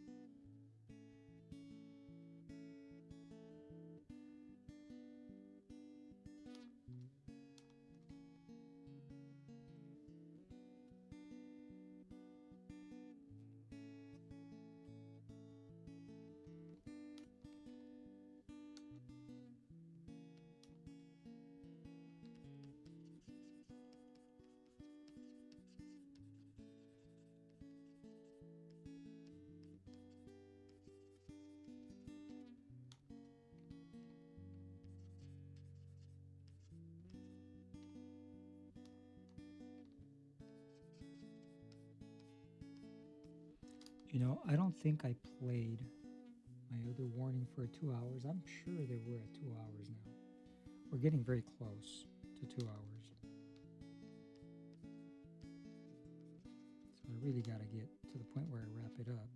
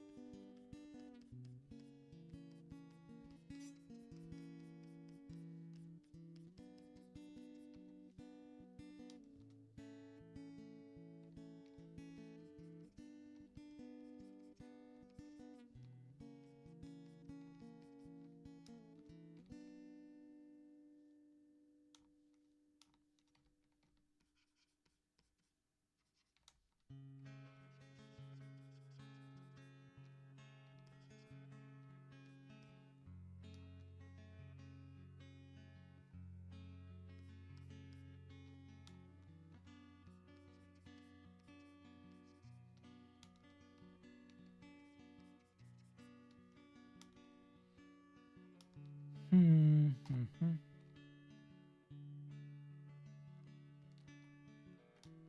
Okay. I think this is it, more or less.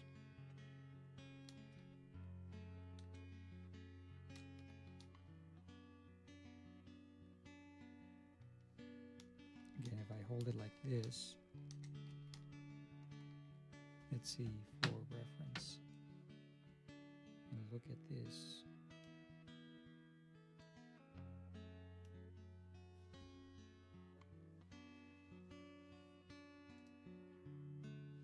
Right?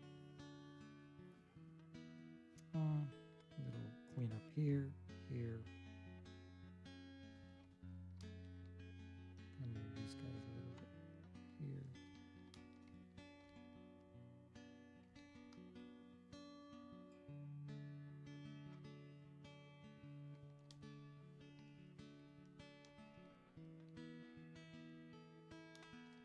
Doesn't look too odd shaped over here.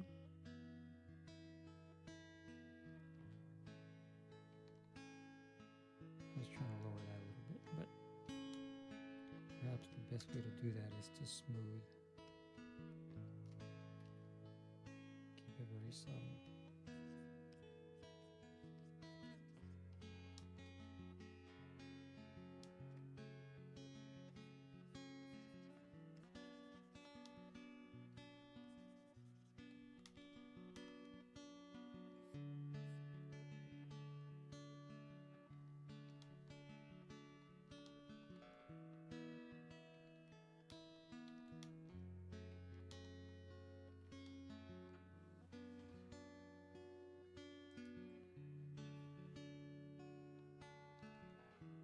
Is the circle still the circle?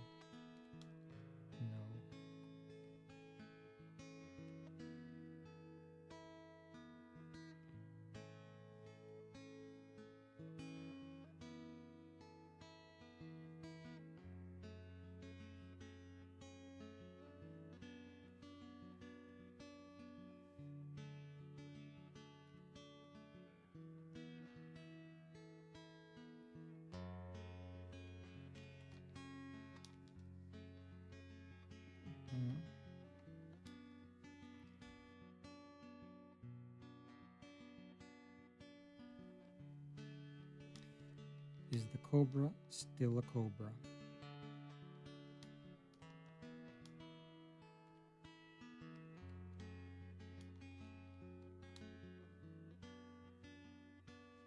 Let's see.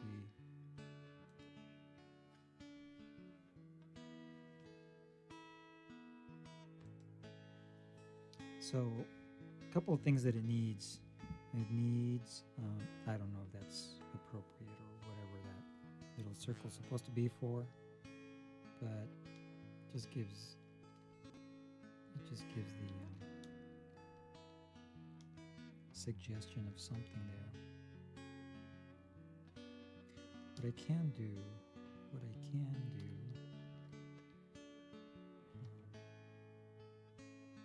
Q wireframe, Control 0.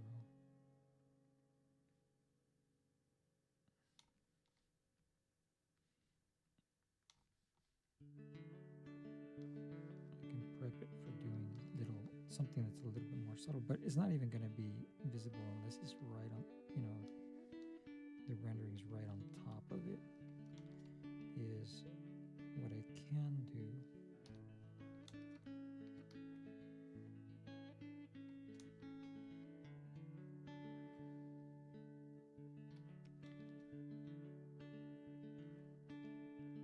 Oh man, this needs work. Is bevel it and take one of the loops and just shove it down.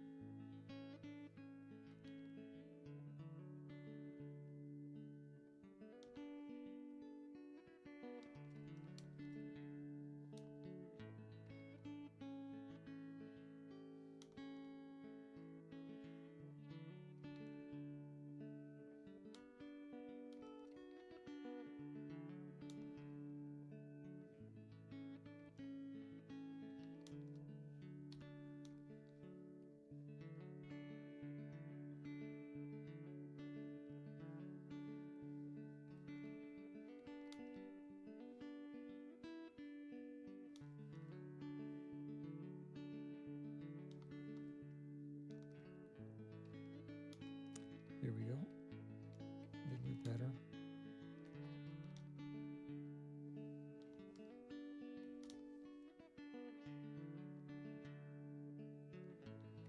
Okay. I don't think it's even necessary to do this, but let me take that and then decrease the crease, Control B, increase by 1. Maybe not that far. Oh, it doesn't want to let me do any smaller. And then grab Z.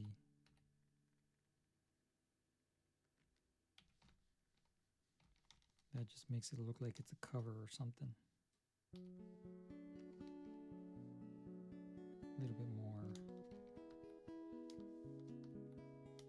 gives it a bit more something.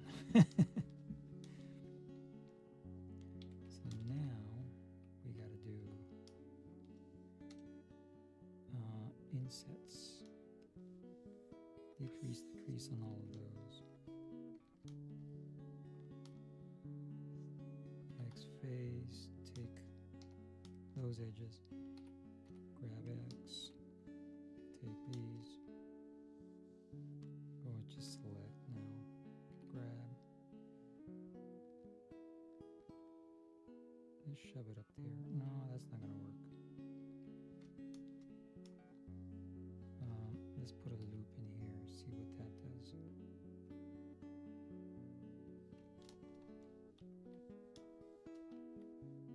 Yeah, I came all the way down here. Oh, there's my 2 hours. My 2 hour warning. So I'm going to stop that and play it again. And I'm going to finish this real quick.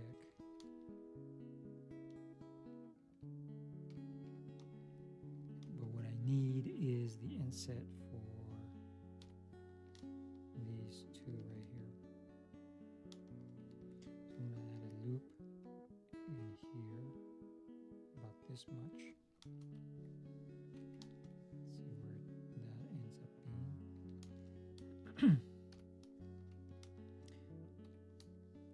Take these, inset that.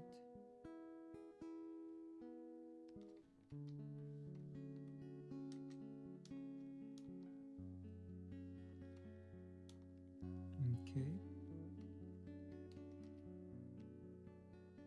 And then take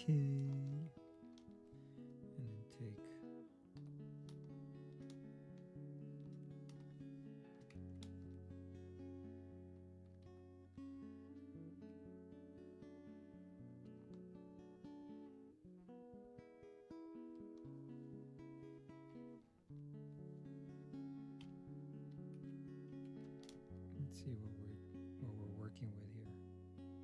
Let's see. Shift H.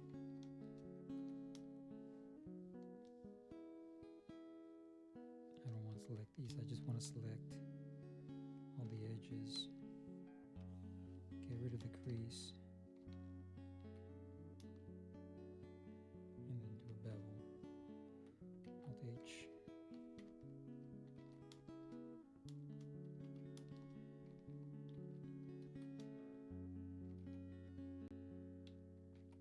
There we go.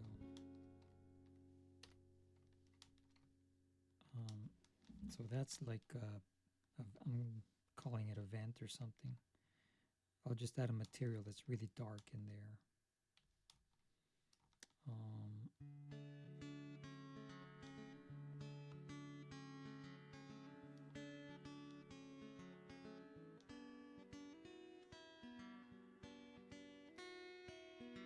going to add a crease to all of these.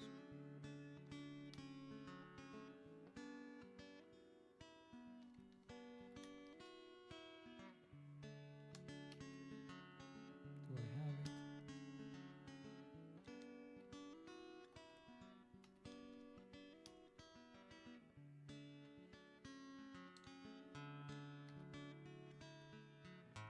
I don't have it. Try and invert. Oh, these already have a crease.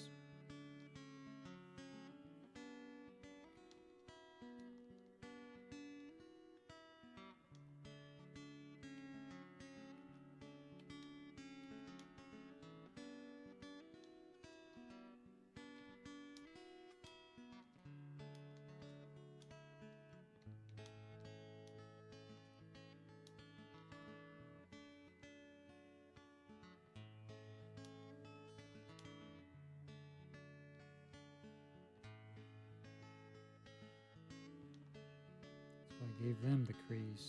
I'm going to give these guys a crease as well.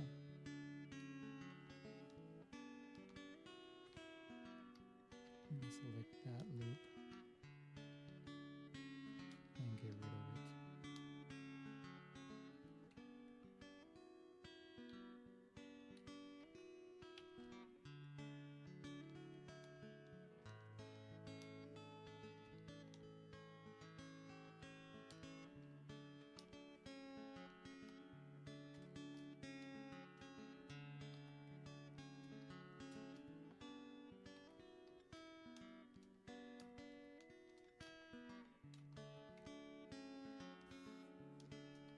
Give those the crease as well.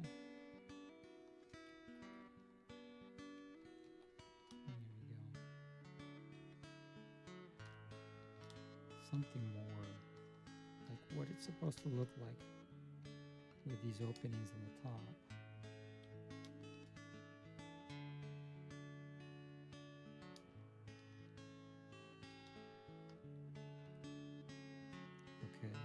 I'm not worried about this for now. I'm going to fix those a little bit later.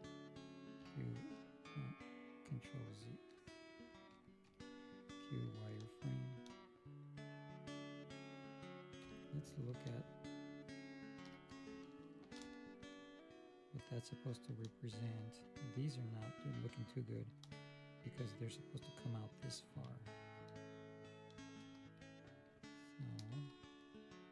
So I'll take these guys and then grab a little bit more. Oh, it doesn't want to anymore.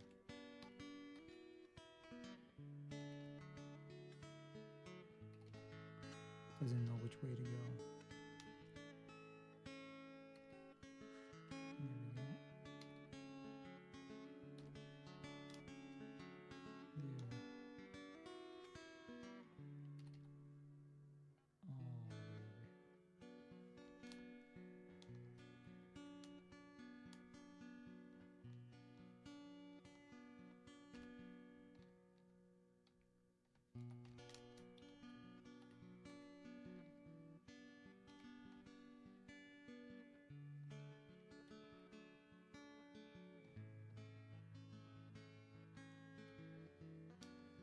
I'm going to call that more or less good for the purposes of what I'm trying to achieve.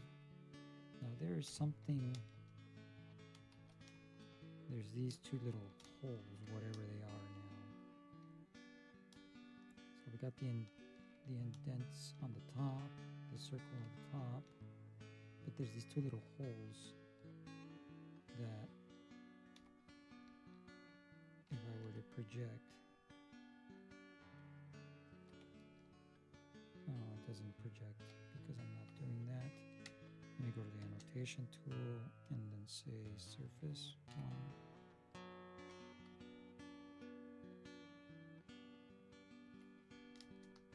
Not sure where those would be, somewhere around there. I wonder what they are.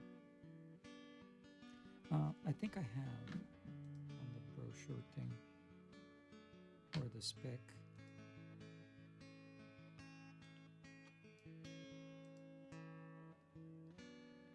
Okay, here it is. Peaky. Oh no, it's got something else in here. So where the circles are is nothing that I know what it is supposed to be. It's circles. It's circles. And then I've got that pow.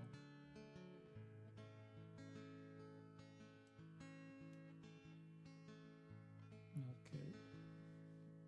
So let me go back to the cursor. So let's just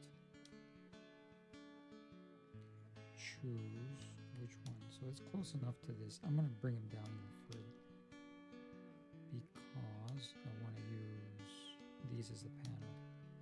So 3. Oh. Come on.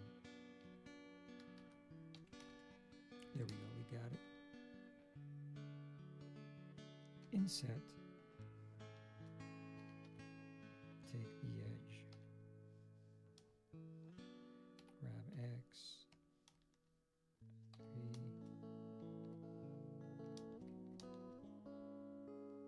So I'm gonna. Nope, that's not a good place to be.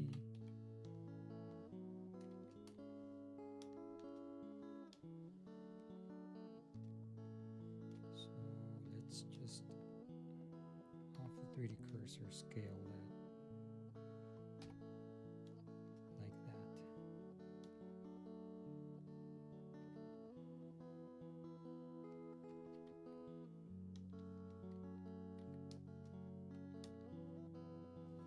Oh, I actually needed 2 holes. Oh, what a dummy.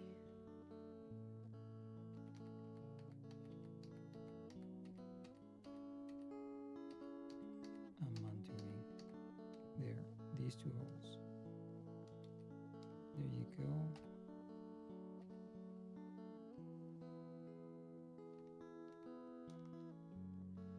scale X.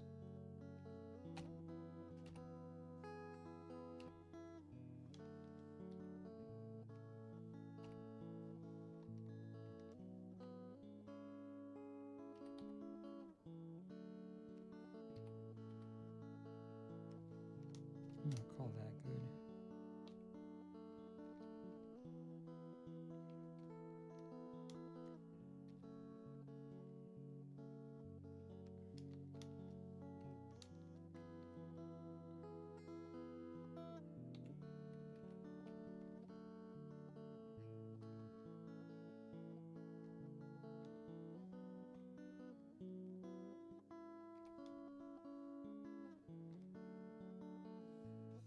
Increase the crease on that.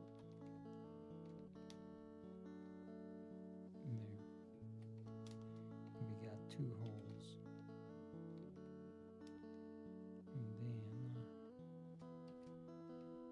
scale X, make them a little more wide. Control save. And now we're going to use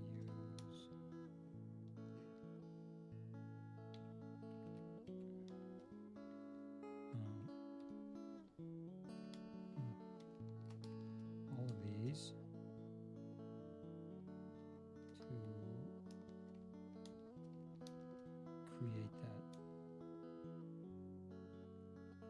to create that shape that we just saw. But what I need first is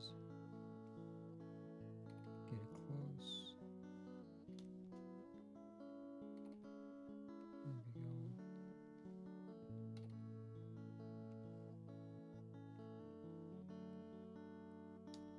Yeah, that's fine. There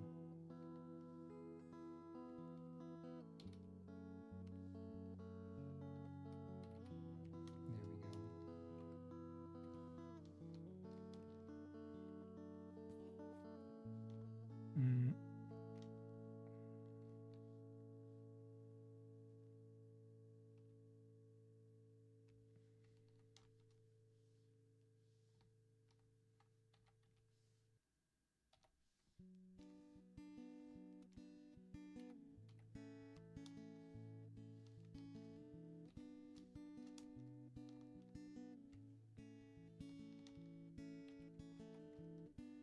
So all I need is to make a shape. I'm thinking that's the actual light panel, right? And all I really need is just to have the suggestion that there's like a light panel there. That's about it. This is actually going to be seen from the underside. Okay. Perhaps I should have gone a little bit more.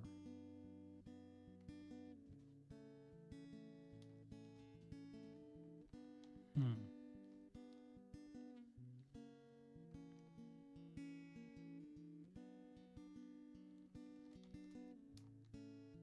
I don't want to do this. There's too many vertices already.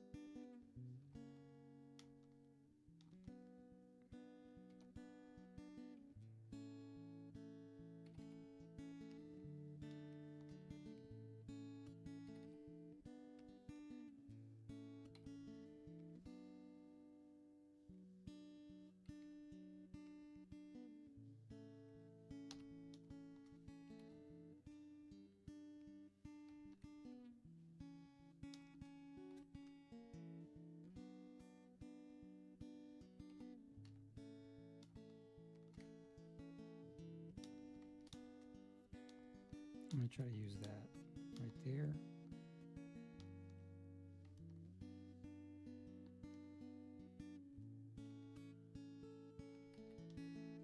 I don't know what I just did. Grab.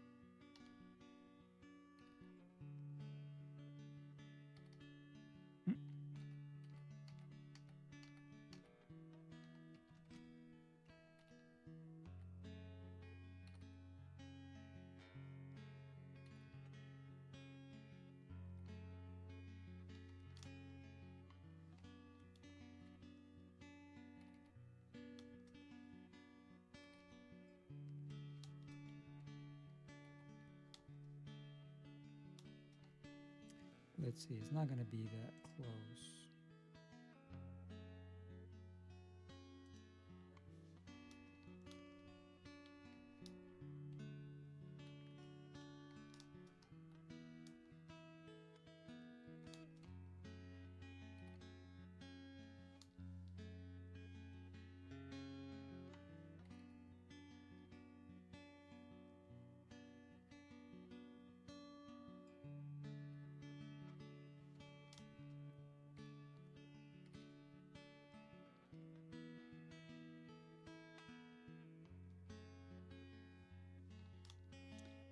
Okay.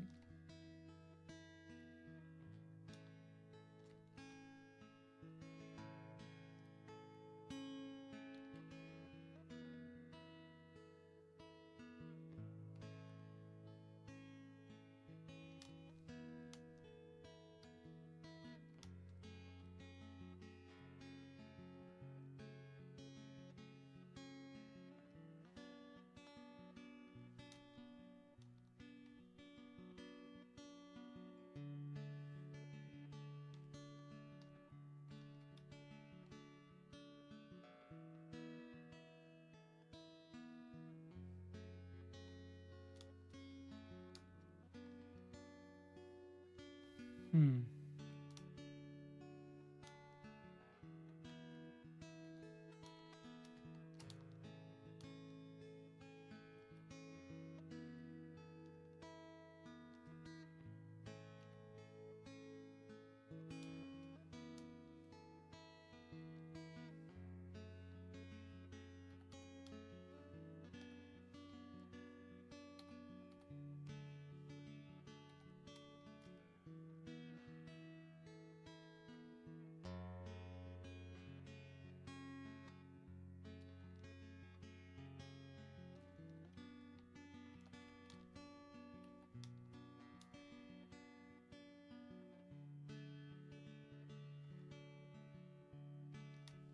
So there we go.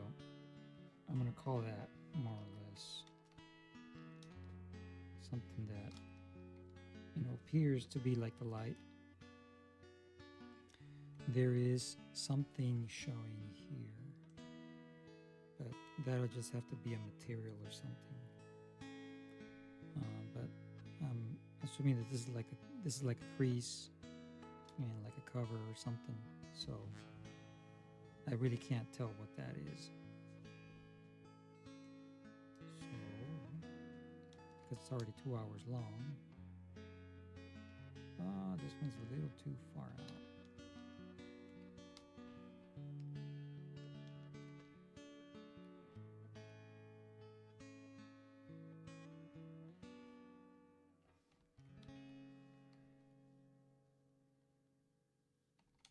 Okay, so the only thing that's left to turn all those creases into an actual bevel. Oh look, it's the inside.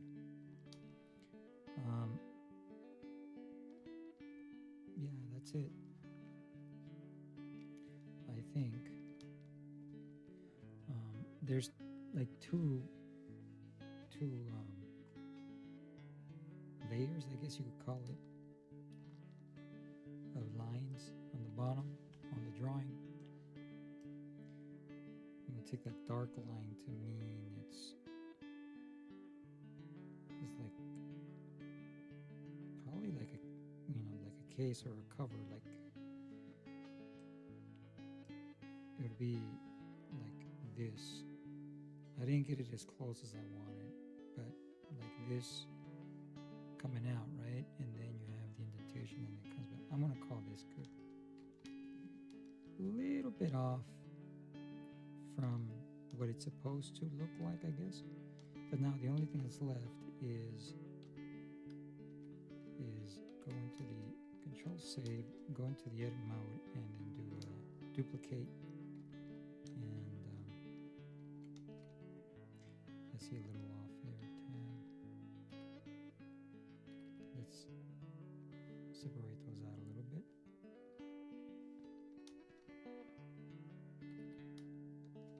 So that it's not so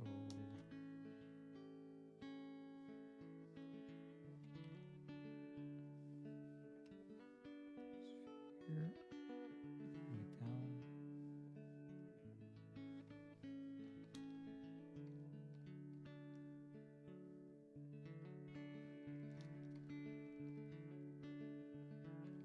Okay. Let's did I duplicate it already or not? Shift duplicate it and move this one to the miscellaneous, and then use this one. We're going to do something destructive, and we're going to go select the Shift G crease. So all the edges that have a crease have been selected. I don't want this guy.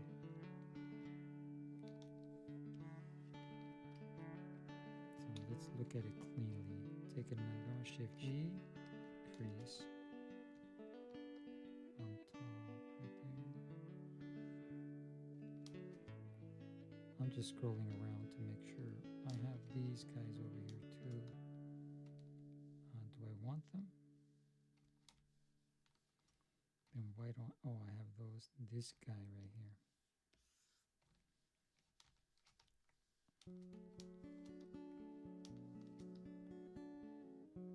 Alright. I think I got it now. Shift G crease again. Control bevel. And make sure it's only 2.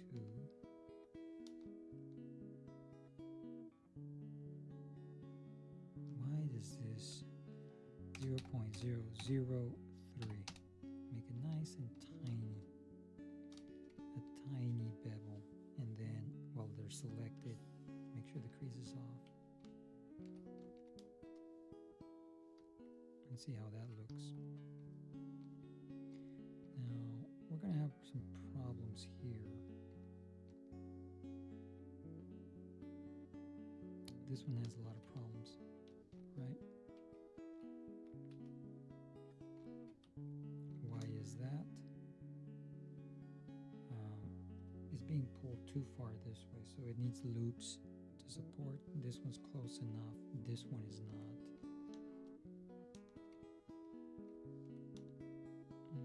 If I were to cut a loop, it helps, but not a lot. Do I lose my curvature? I don't.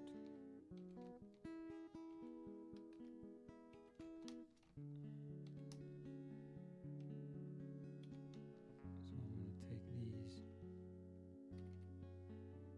shove them real close.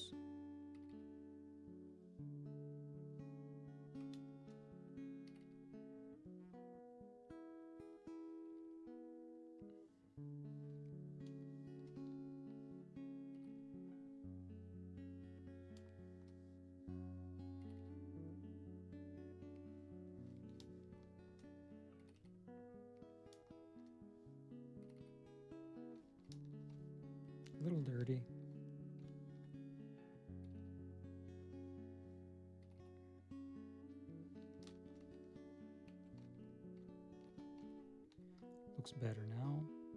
Still pulling in a way that's weird. It might catch the light in a weird way. But yeah, I need to make supports on these better. Both of these.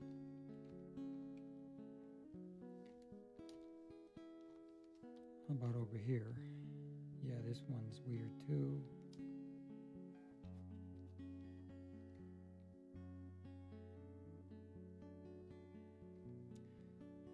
Yeah, I don't want to pull this one too much because it's going to start pulling on this circle.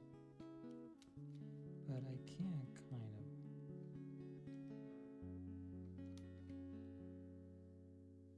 Take these guys. Yeah, just shove it over a little.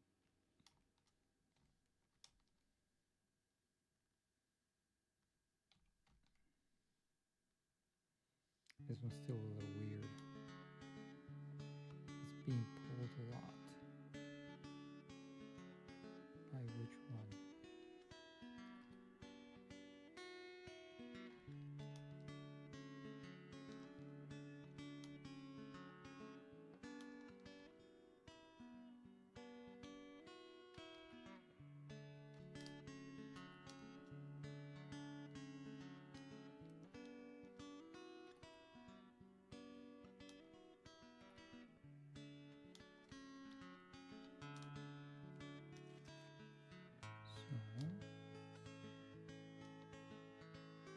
They're the same distance. This one doesn't get pulled that much.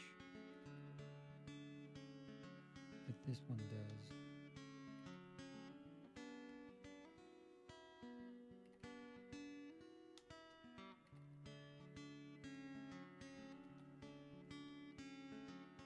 This one does.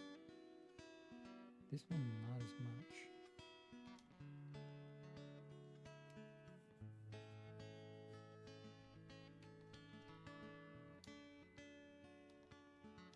Let me take these guys and shove them back, see if they help.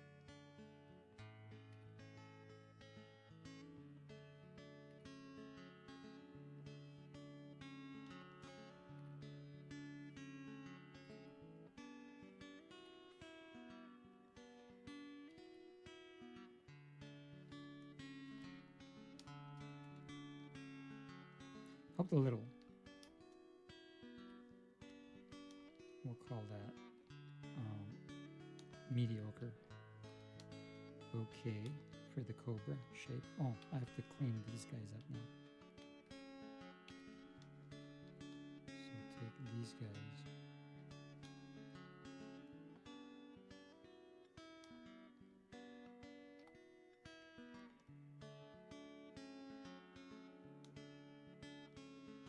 Actually, this one I should have done the 3. So basically pull these back. There you go. Now you can see they get lost. This one's not doing too good. See what's happening there.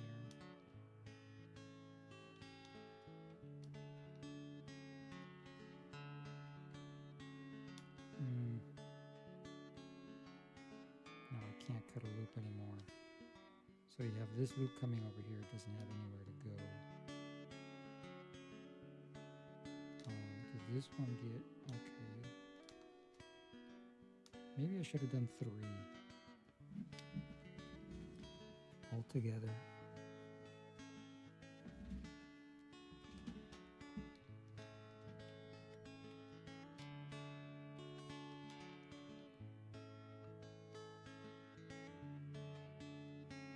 Oh, these guys need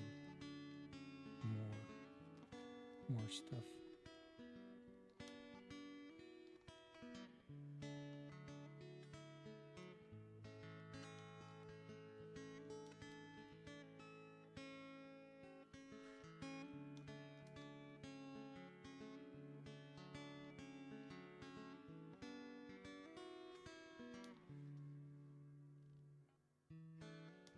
I went 3 levels of subdivision, but I wouldn't use it for render for that.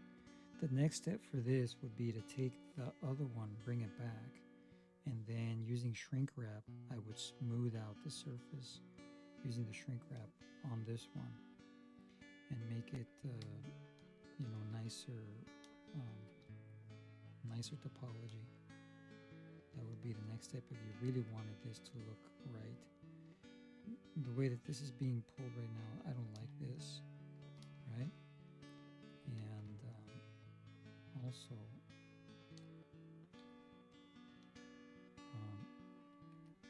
I need to figure out where to shove these loops. So I have this loop coming over here. It doesn't have anywhere to go. And over here, I only added the two. I'm going to leave that. But what I can do, try to get rid of this, is take, for example, divide that, take that and join it. Take this guy, so that helps with that, right? And then take, let's go W subdivide. Now I'm going to take that guy, and join it. Join that guy. And get rid of that guy. And go like that.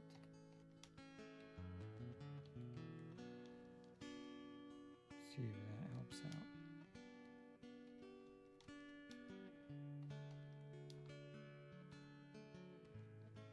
So now it gets a little smoother there. This transition works out fine. Now we just got to deal with these holes. These holes are ugly over here. These, they're gonna catch the light a little weird. But let's do this guys right here. So what I should have done was, where am I? Come on, almost there. Here it is. Add another loop. I'm going to do Control R. There.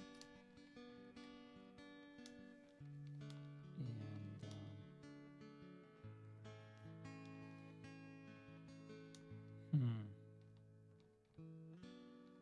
I really don't know how to bring it, what angle that is, other than make a face, do another, let me bring this up, and do the move. Should have it. Let's do the medium point. There it is. And bring that one along the Z. So grab Z, but then use the snaps. There you go. And then X face, delete the face.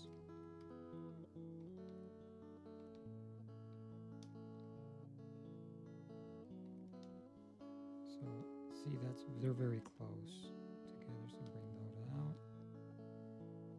These as well.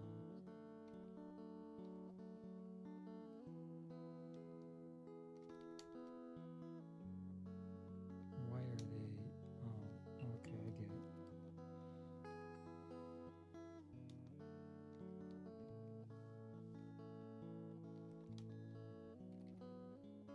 They were too close.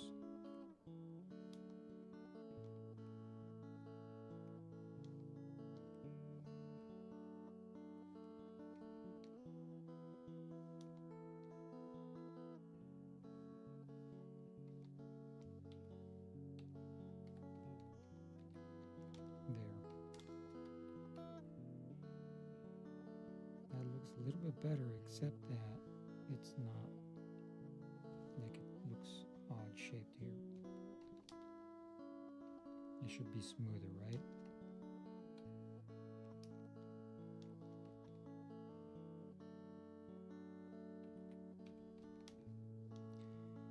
The reason for that is these, keep that there.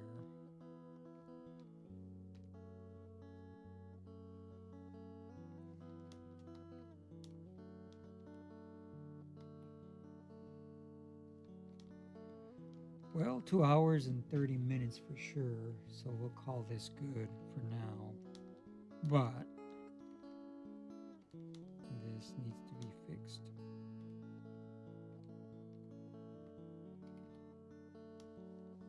Give myself some room. I really have no reference with which to move these, except for that face coordinate that I created. I wonder what would happen if I take these and try to inset it.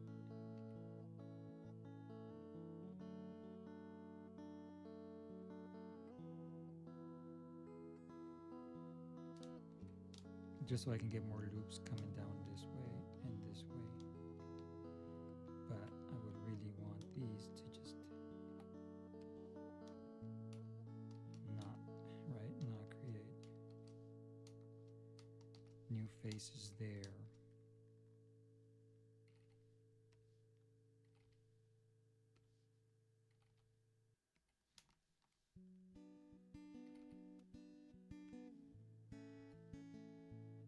Alright, my beverage is already really warm.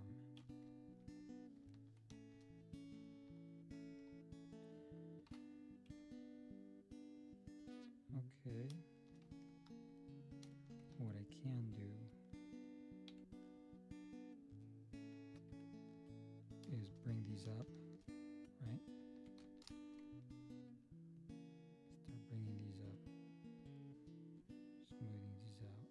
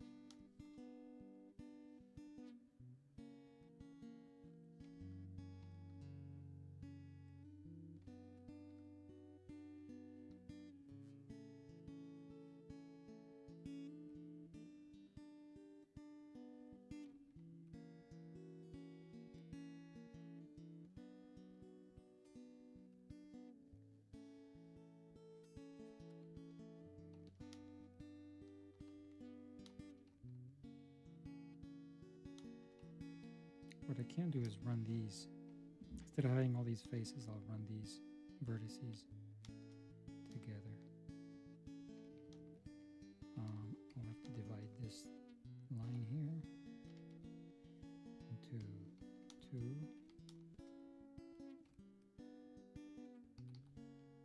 There.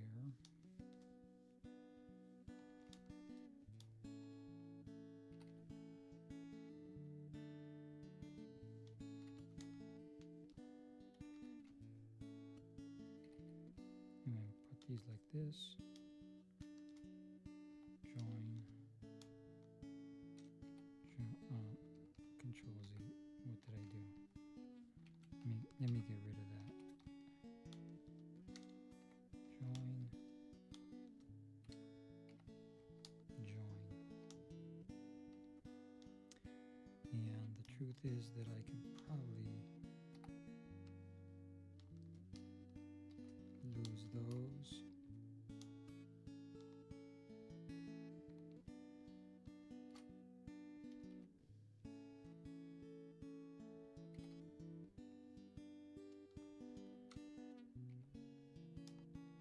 Join those.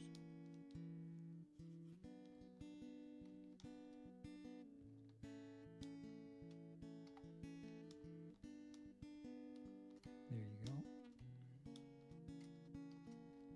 Like that.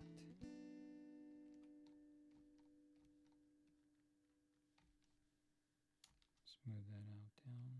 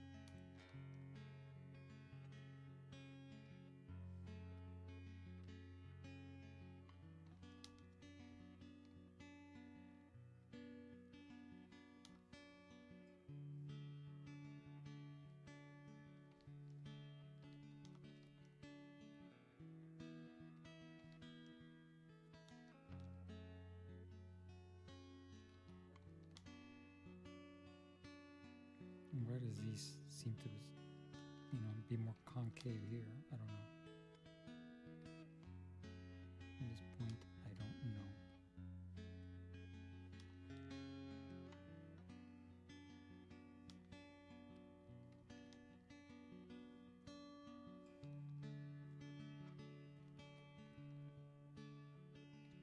All right, seems like moving this guy out a little bit can help out.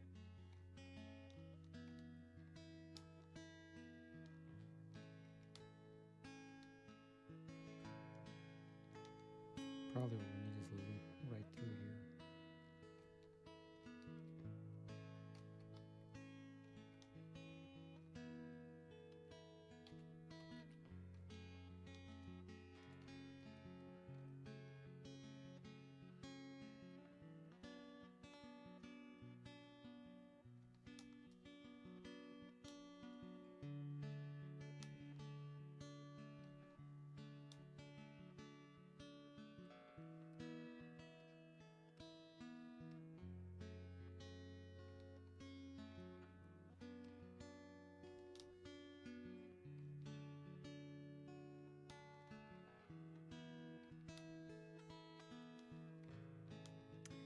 Actually,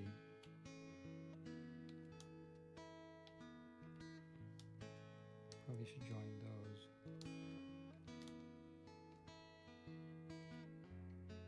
Get rid of that.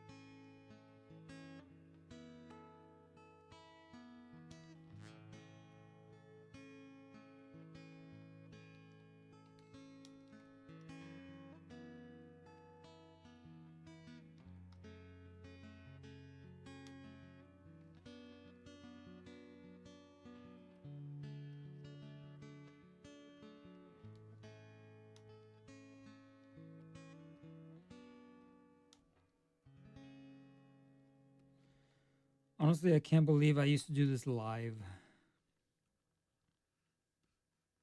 I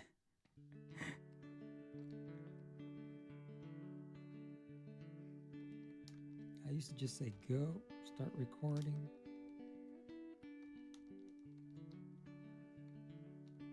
I didn't. It didn't even occur to me that I might not be able to finish when I used to do this live.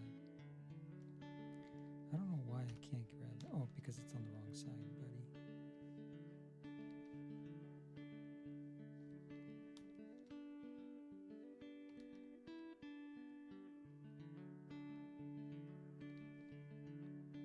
Anyway, I think it's moving.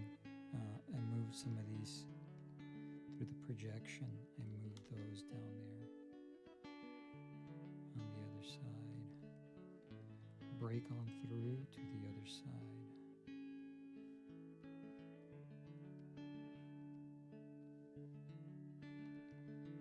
Here it is.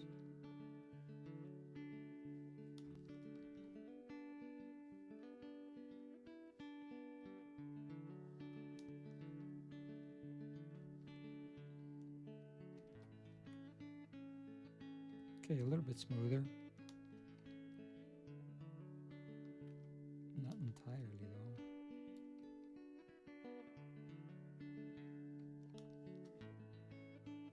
Come on, I keep losing my place figuring out where the side is that I can move.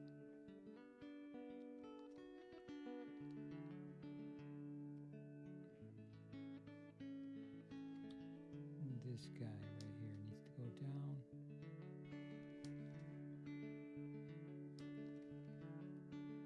Here we go.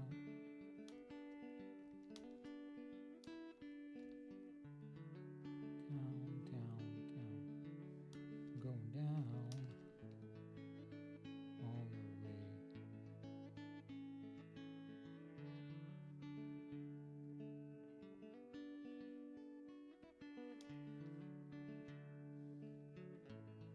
There we go.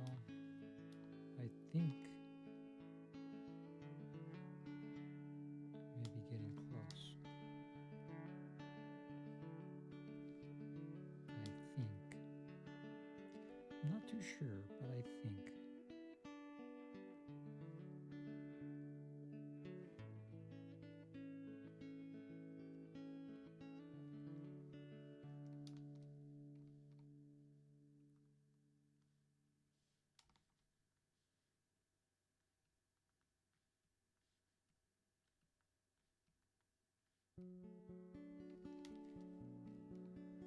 Control 2. Okay. A lot smoother than what it was.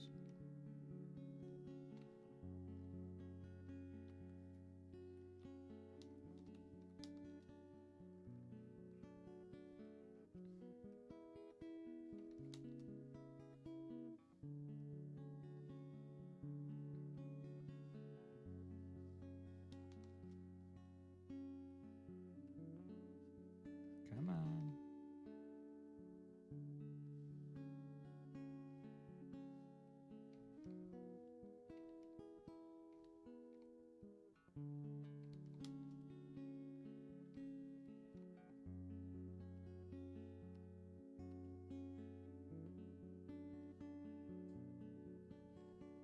Control 2. Okay, we're going to call that something that I can get a render out of.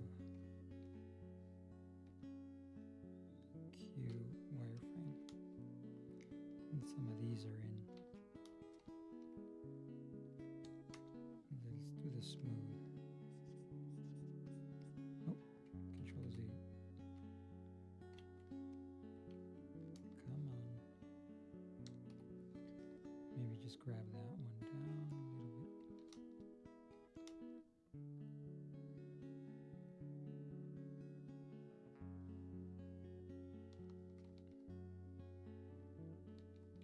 There. So here it is, modeled at length with a lot of struggles. Eh. Who knows? I think that, maybe thinking a little bit more clearly, this could have been a nicer bevel here, I think. I mean, you could see it, but maybe I could have made it a little nicer there. Obviously, in these corners, they need more work. Let me just do that view right there. And then bring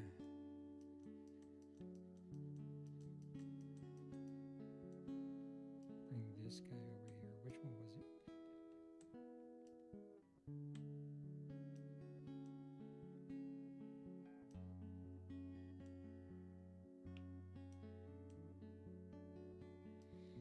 This kind of shape here. So let's put this guy here. And this guy here. So we can finish. Yeah, that's about as much as I want to do. I guess I can do. I see a line over here that I don't have here, so I could try to emphasize that. I don't know exactly what it is that line creates. There's also a line here. God knows what that's supposed to do. Some of that can be fixed with materials, textures, but it looks overall somewhat like this shape. So I'm going to end it there. I don't even know if I should post this now because it took 2 hours and a half. It always goes long.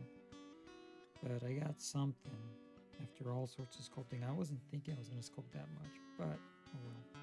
I did know that this shape is just a little too odd. You either have to use, another way to do this would be to use NURBS and create surfaces that then you're going to shrink wrap to and work with. Um, you know, the next step for me would be to bring back the other object that I saved and use that one, shrink wrap on this one, and rework the topology where it needs to be worked more smoothly or better. For example, I see problems here. I see stuff all over, but once you rework the topology on the other one, you get your quads looking better. You can get a lot better result. So right now I have a model that at least no, I still need to work that one down. I'll do that on my own time. Work that down so it doesn't look so creased right there. Yeah, I'm not sure if showing the wireframe is kind of like cool to show it, but I'm gonna end it with that and finish up my warm beverage. Okay, we'll leave it at that. If you made it this far, thank you for watching.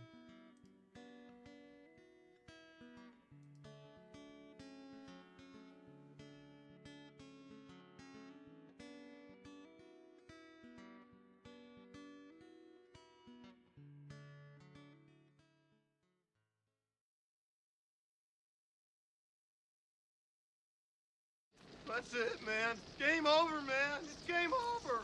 What are we gonna do now? I don't know. We're just gonna call it quits.